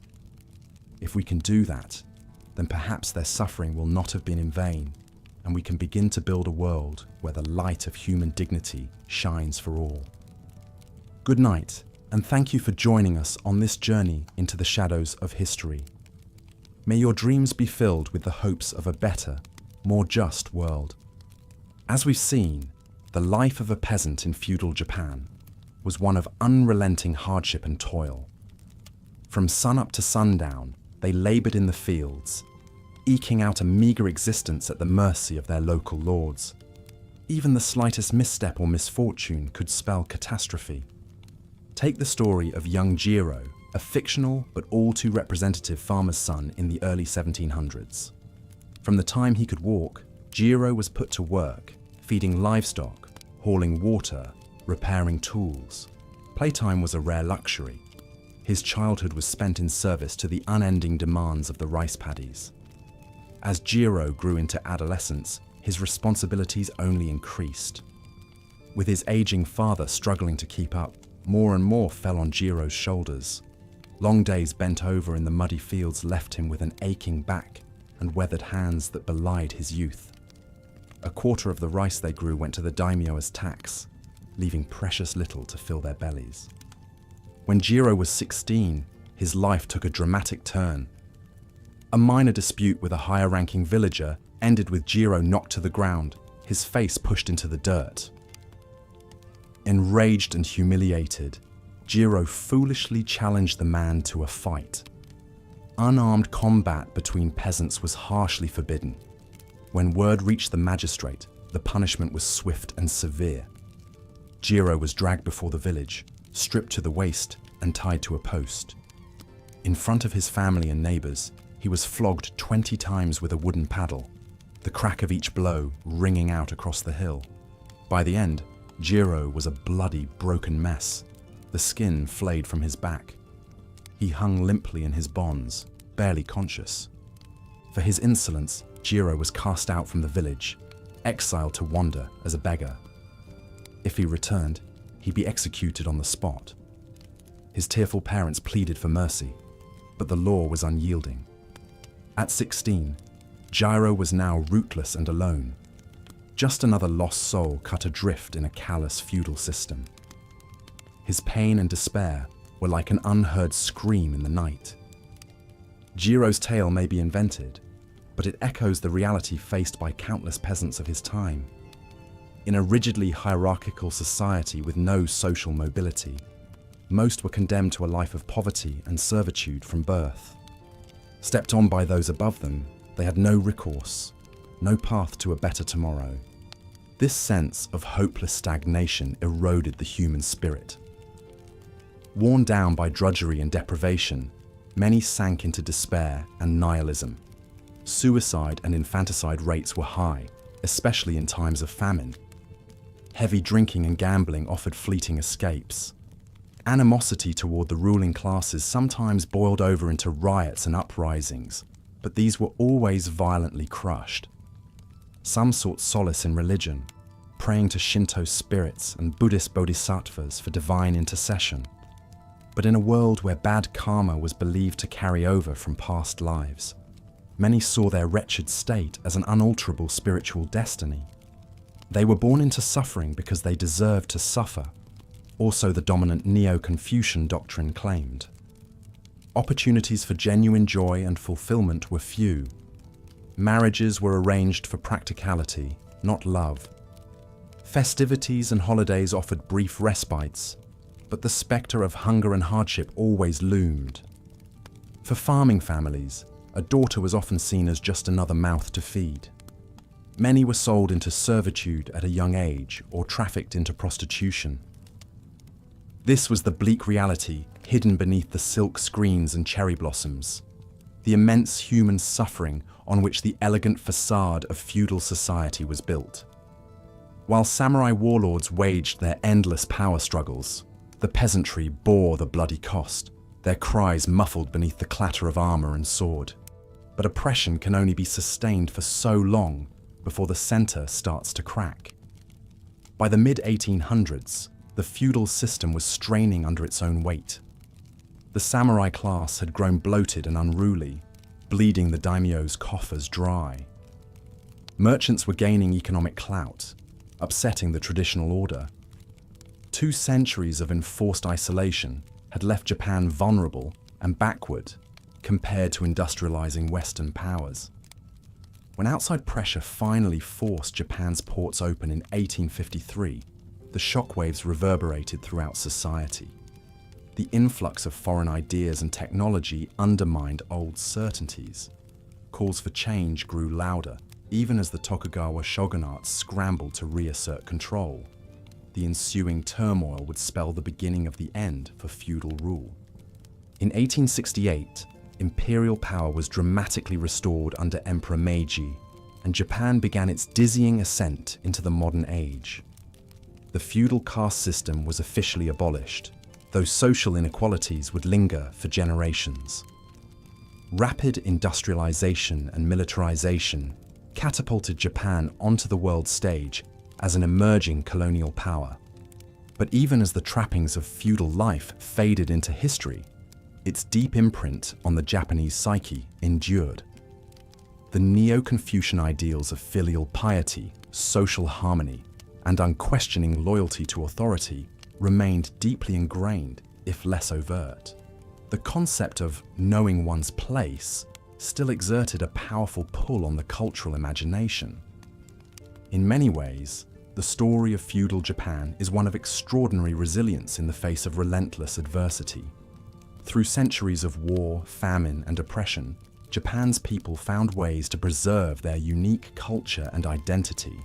From the exquisite art of the floating world to the austere rituals of the tea ceremony, beauty and meaning were painstakingly wrought from the darkest of circumstances. But we shouldn't romanticize this brutal chapter of history. The human cost was incalculable, and the scars run deep.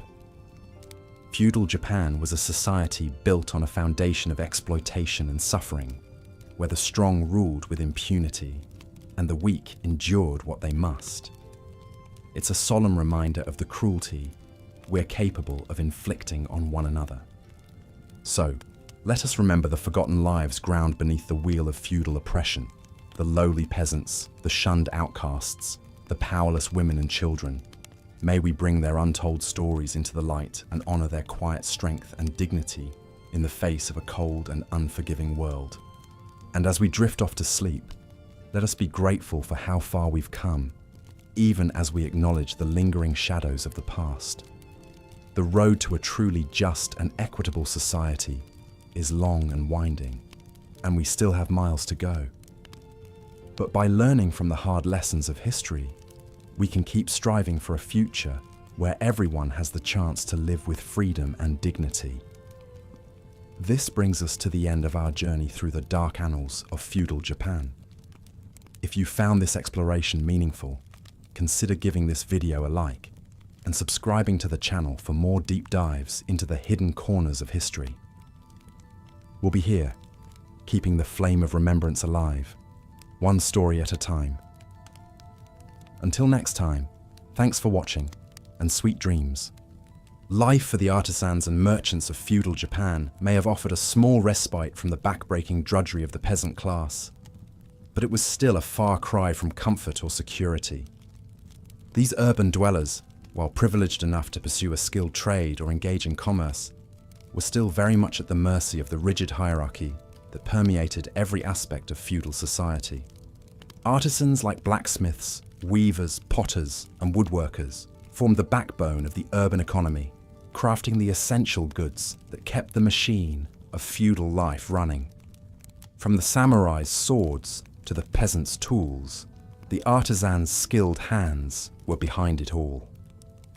But this did not translate into high status or a life of plenty. No, the artisan was still bound by the strict codes and regulations of the guild system. The guilds were essentially a way for the ruling classes to keep tight control over production and limit any chances of social mobility. Each artisan was required to belong to the appropriate guild for their trade, following their rules on everything from pricing to production methods to the number of apprentices one could take on. It was a far cry from a free market, more like a cage of conformity that kept the artisan firmly in his place. An artisan couldn't simply strike out on his own or innovate beyond what the guild allowed.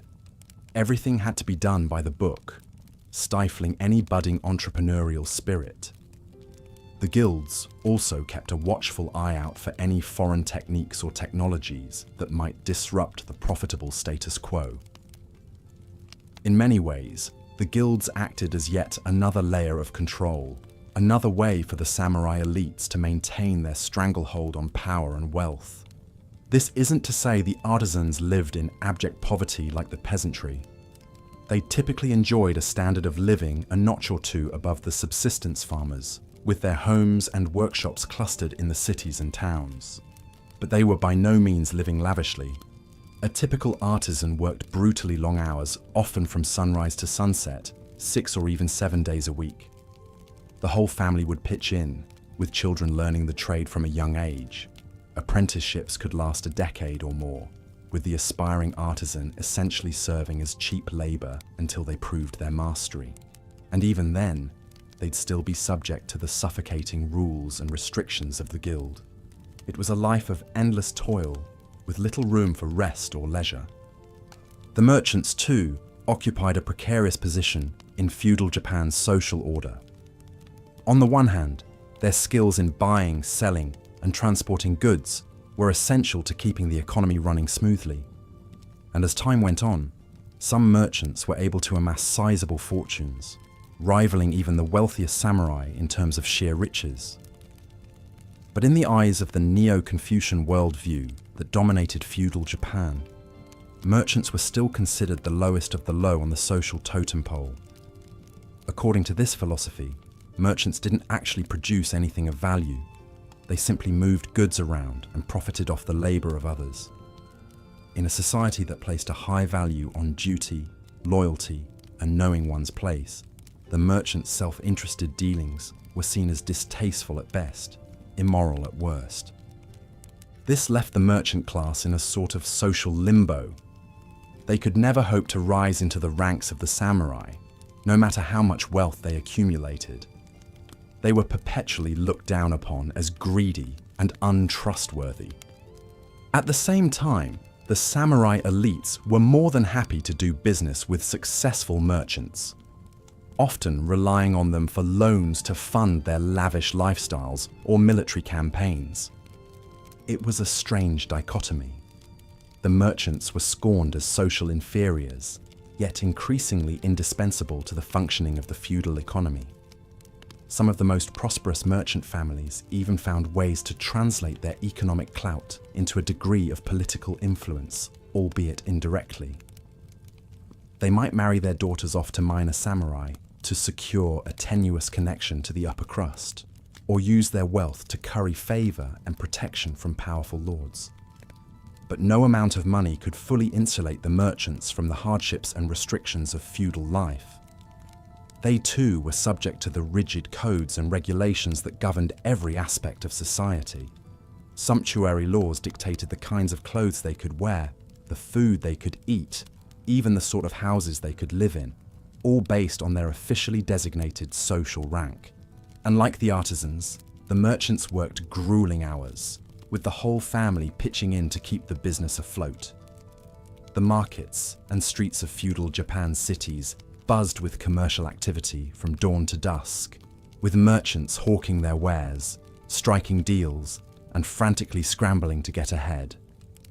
For many, it was a life consumed by the relentless pursuit of profit, with little room for anything else. But as tough as the merchants had it, there was always someone lower on the social ladder.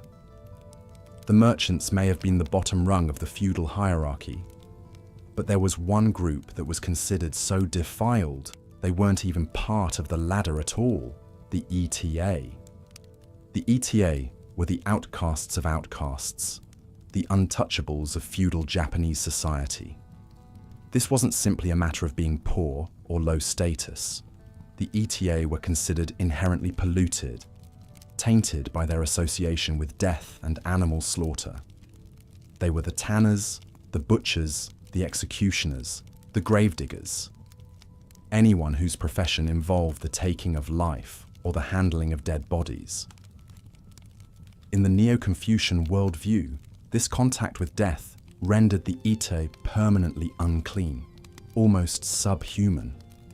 They were forced to live in segregated hamlets on the outskirts of towns and villages, forbidden from mingling with the rest of society. When they did venture beyond their quarters, they had to wear distinctive clothing, a kind of badge of dishonor, to warn others of their untouchable status. The depths of discrimination against the ETA were truly staggering. They were barred from marrying anyone of a higher social class, not that many would even consider such a taboo union. They were forbidden from entering certain temples and shrines, lest their mere presence sully the sacred grounds. Even their shadows were considered polluting. An eater had to bow their head and hunker down when passing a commoner on the road, lest their tainted silhouette fall across the path. It's difficult to overstate just how crushing this stigma was. The ETA were trapped in a permanent underclass, with no hope of ever rising above their despised status. They were the lowest of the low in a society that was already brutally stratified. And yet their labor was still essential to the functioning of that society. Someone had to tan the animal hides, butcher the meat, dig the graves, but no one wanted to acknowledge or associate with the hapless souls who performed these necessary but unseemly tasks. Imagine the hardscrabble life of an ETA family, forever consigned to the margins of society. Perhaps they ran a small tannery, scraping and curing animal hides to be made into leather. It was foul, back-breaking work, with caustic chemicals that burned the skin and noxious fumes that seared the lungs. And yet, it put food on the table, meager though it might be. The tannery would be located in the ETA quarter, a ramshackle hamlet of tumble-down huts on the far fringes of the village. The stench of rotting carcasses and fermenting hides would hang heavy in the air, an olfactory barrier that warned the rest of the villagers to keep their distance. Here, the ETA would toil from sunup to sundown, their hands permanently stained with the slaughterhouse muck. Perhaps the tanner had a daughter, a bright and beautiful girl, who dreamed of a better life beyond the confines of the Ita quarter. But she knew it was an impossible fantasy. Her status as an untouchable was immutable, a curse passed down through the generations. she would likely marry another eater, bear eater children, and watch them struggle against the same merciless stigma that had always shackled her people. And yet, even in this bleakest of circumstances, the Ite clung to their dignity, their humanity. They formed tight-knit communities, bound together by their shared hardship and their stubborn refusal to let the dominant society crush their spirit. They found solace in their own rituals and traditions, in the quiet moments of grace that could still bloom amidst the unrelenting discrimination. But make no mistake, life for the Ite was a brutal, soul-crushing existence. They bore the cruelest brunt of feudal Japan's rigid hierarchy, forever relegated to the shadows and cesspits of society. Their suffering was immense and unceasing, a testament to the human capacity for both cruelty and resilience. And so the social fabric of feudal Japan was woven, with each thread in its designated place, from the gleaming heights of the imperial court to the squalid depths of the Ite quarters. It was a tapestry of astonishing intricacy and shocking inequity, where the accident of birth determined one's entire life course. The samurai ruled with an iron fist, the peasants toiled in perpetual servitude, the artisans and merchants scraped by under suffocating regulation, and the Ite were ground into the very dirt beneath society's feet. But perhaps most tragic of all was the way this rigid hierarchy was justified and reinforced by the prevailing philosophies of the time.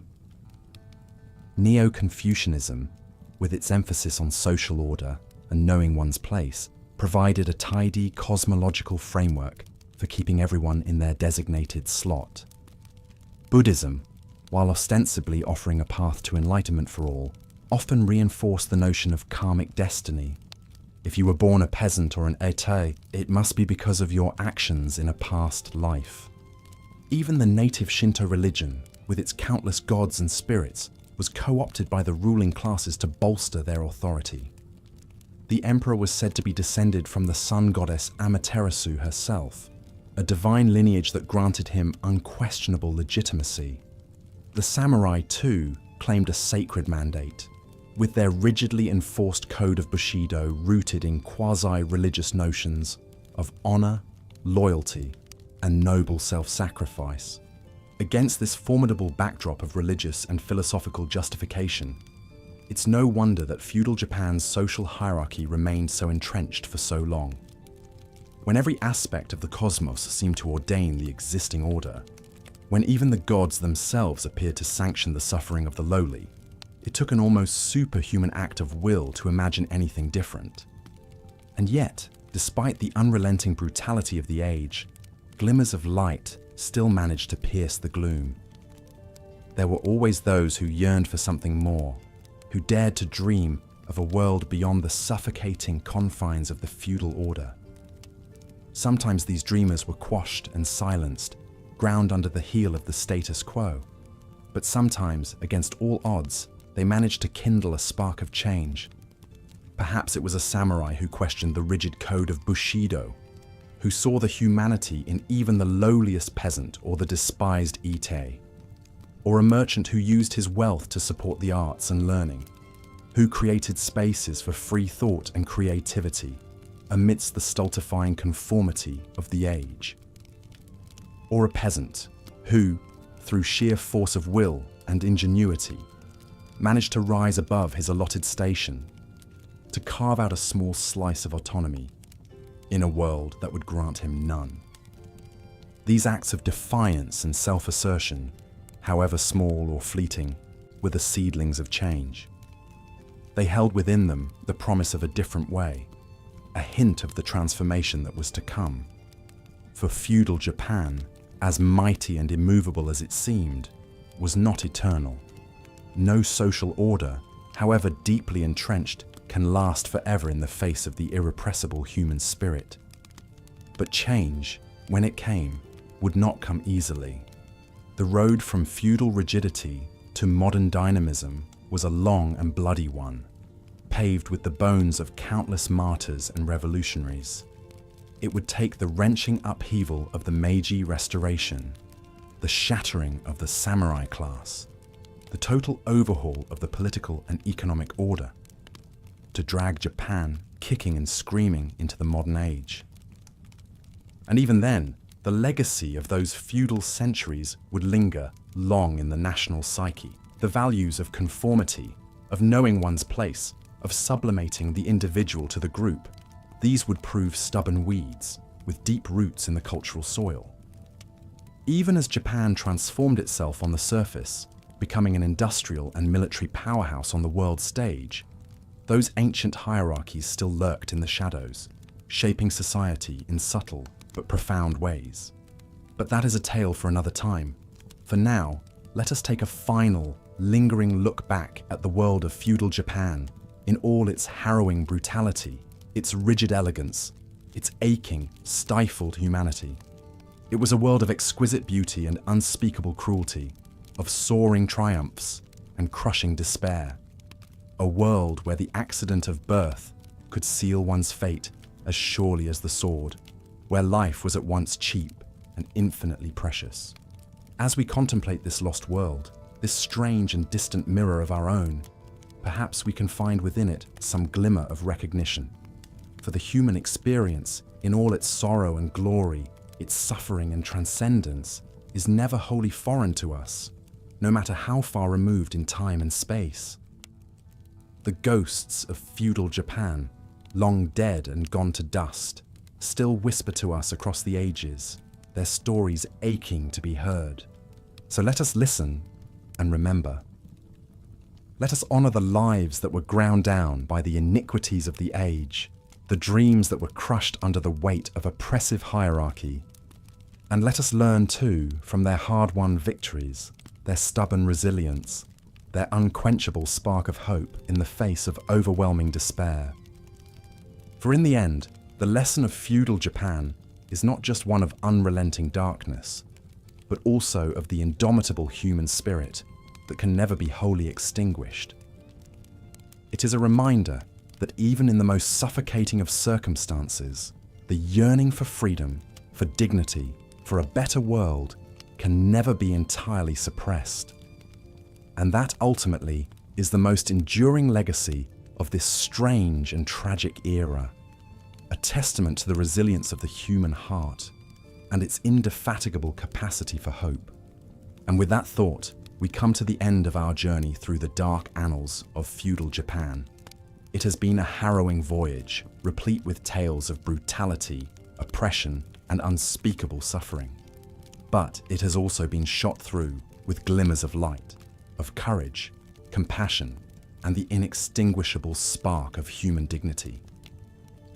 As we close the book on this chapter of history, let us do so with a renewed appreciation for the blessings of our own time and a deepened empathy for those who came before us. And if you found these tales of a bygone age strangely soothing in their distant tragedy, perhaps you'll consider drifting off to sleep with the weight of history as your lullaby.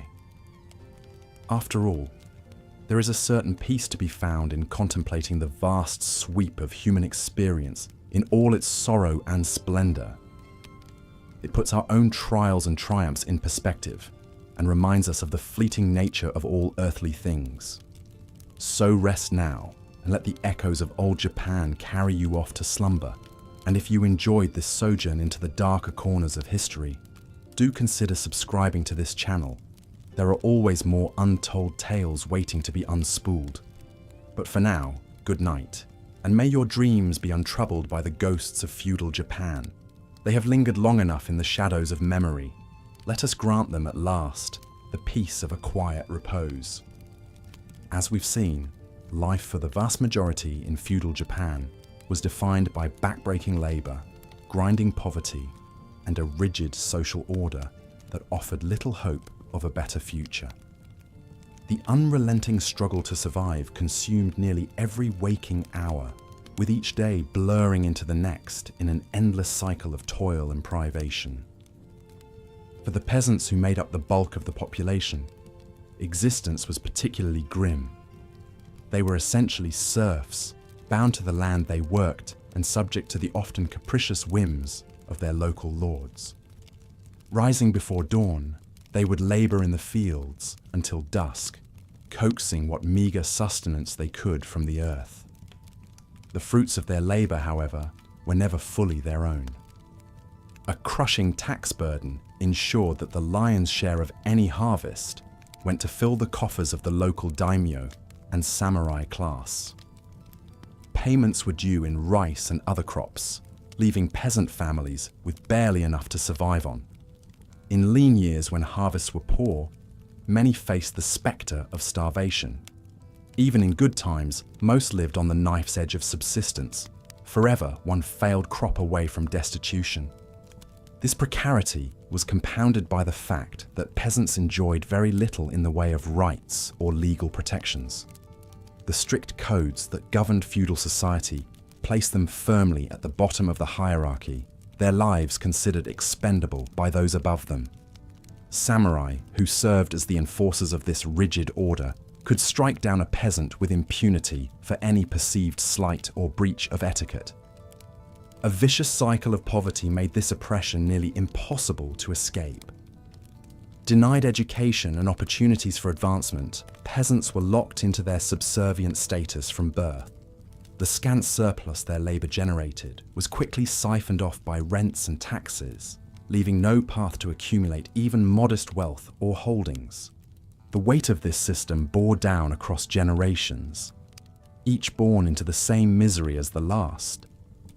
Desperate families might sell children into servitude or prostitution when times grew lean, forever rending their most precious bonds for a few coins to ward off starvation. Even the relative security of a peasant village offered little sanctuary from the upheavals of the era. Rival warlords vying for supremacy frequently clashed in the provinces, their armies living off the land as they marched. For villagers caught in their path, this could spell disaster as homes were razed, food stores plundered, and loved ones cut down by uncaring blades. The story of the Sato family, humble rice farmers living in the shadow of Mount Fuji in the early 1600s, illustrates the fragile lives of the peasantry. For generations, the Satos had worked the same small plot, eking out a meager living. Goro, the aging patriarch, could trace his lineage back countless generations, all battling the same unforgiving earth. That year, as the summer stretched on without rain, their rice paddies slowly withered under the merciless sun. By harvest time, only stunted grains emerged from the cracked earth, a mere fraction of the usual crop. With heavy hearts, the family measured out their portion, setting aside the rest for the tax collector. What remained was scarcely enough to last the winter. As hunger gnawed at their bellies in the cold months that followed, Goro and his wife Miyako grew increasingly desperate. Their two young sons were listless, wasting away before their eyes. Miyako begged Goro to keep some rice from the tax payment, but he knew failing to pay in full could spell even worse disaster, having witnessed neighbors dragged off and beaten severely for short payments. In the end, they did what they had to do to survive. With no coins to buy food, the only thing of value the family had left was their daughter Akiko's youth and beauty. One dark night, Miyako bundled up the frightened 12-year-old and, choking back sobs, delivered her to the village brothel. The paltry sum she received in return would be enough to buy a few more months of meager food. But the family would never be whole again. Akiko's fate was all too common for vulnerable peasant girls of the time. Sold into servitude or brothels by desperate families, their brief lives were marked by exploitation and abuse. Seen as little more than chattel, they enjoyed no semblance of autonomy or legal protections. Beaten down and often gravely ill, few survived long in the harrowing conditions of the time. The trauma of Akiko's loss shattered the already strained Sato family. Mere months later, Goro's aged body finally gave out, collapsing in the paddies he had tended his whole life. Miyako would follow before the year was out, wasting away from grief and hunger. The two young boys, now orphaned, were left to fend for themselves, their fates uncertain in the tumult of the times. While the Sato's tale is fictional, it echoes the real accounts that survive of peasant hardship during the period, and it underscores the bitter irony of the era, that those who toiled the hardest reaped the least rewards, forever locked out of the comforts and securities enjoyed by the ruling class. As we reflect on the immense suffering and injustice experienced by the common people of feudal Japan, it's worth remembering that their story is not entirely unique. Across the centuries and spanning the globe, rigid hierarchies that concentrate power and wealth in the hands of a chosen few have often spelled misery for the masses below. Yet we can take some solace in the fact that change, however slowly, did come to Japan. The feudal order that had endured for so long finally began to fracture in the 19th century, buckling under the weight of its own contradictions and the rising pushes of modernization. In the tumultuous decades that followed, Japan would transform itself, the old ways crumbling before the relentless march of progress. The road ahead would not be an easy one, with new trials and upheavals waiting in the wings of history. But it was a path forward, out of the stifling confines of the feudal past and into a new era where the possibility of a better life flickered on the horizon. As we close this chapter on the often brutal realities of feudal Japan, the hushed sounds of the night beckon you towards restful slumber. Let your mind drift off into the waiting embrace of sleep, the cares of the long ago fading like mist beneath the rising sun. And if you found this journey through history an intriguing companion on your nightly voyages, consider giving this video a gentle tap of the like button and a drowsy click of the subscribe link. Until next, our paths cross on the dusky roads of the past. I bid you the very sweetest of dreams. Good night.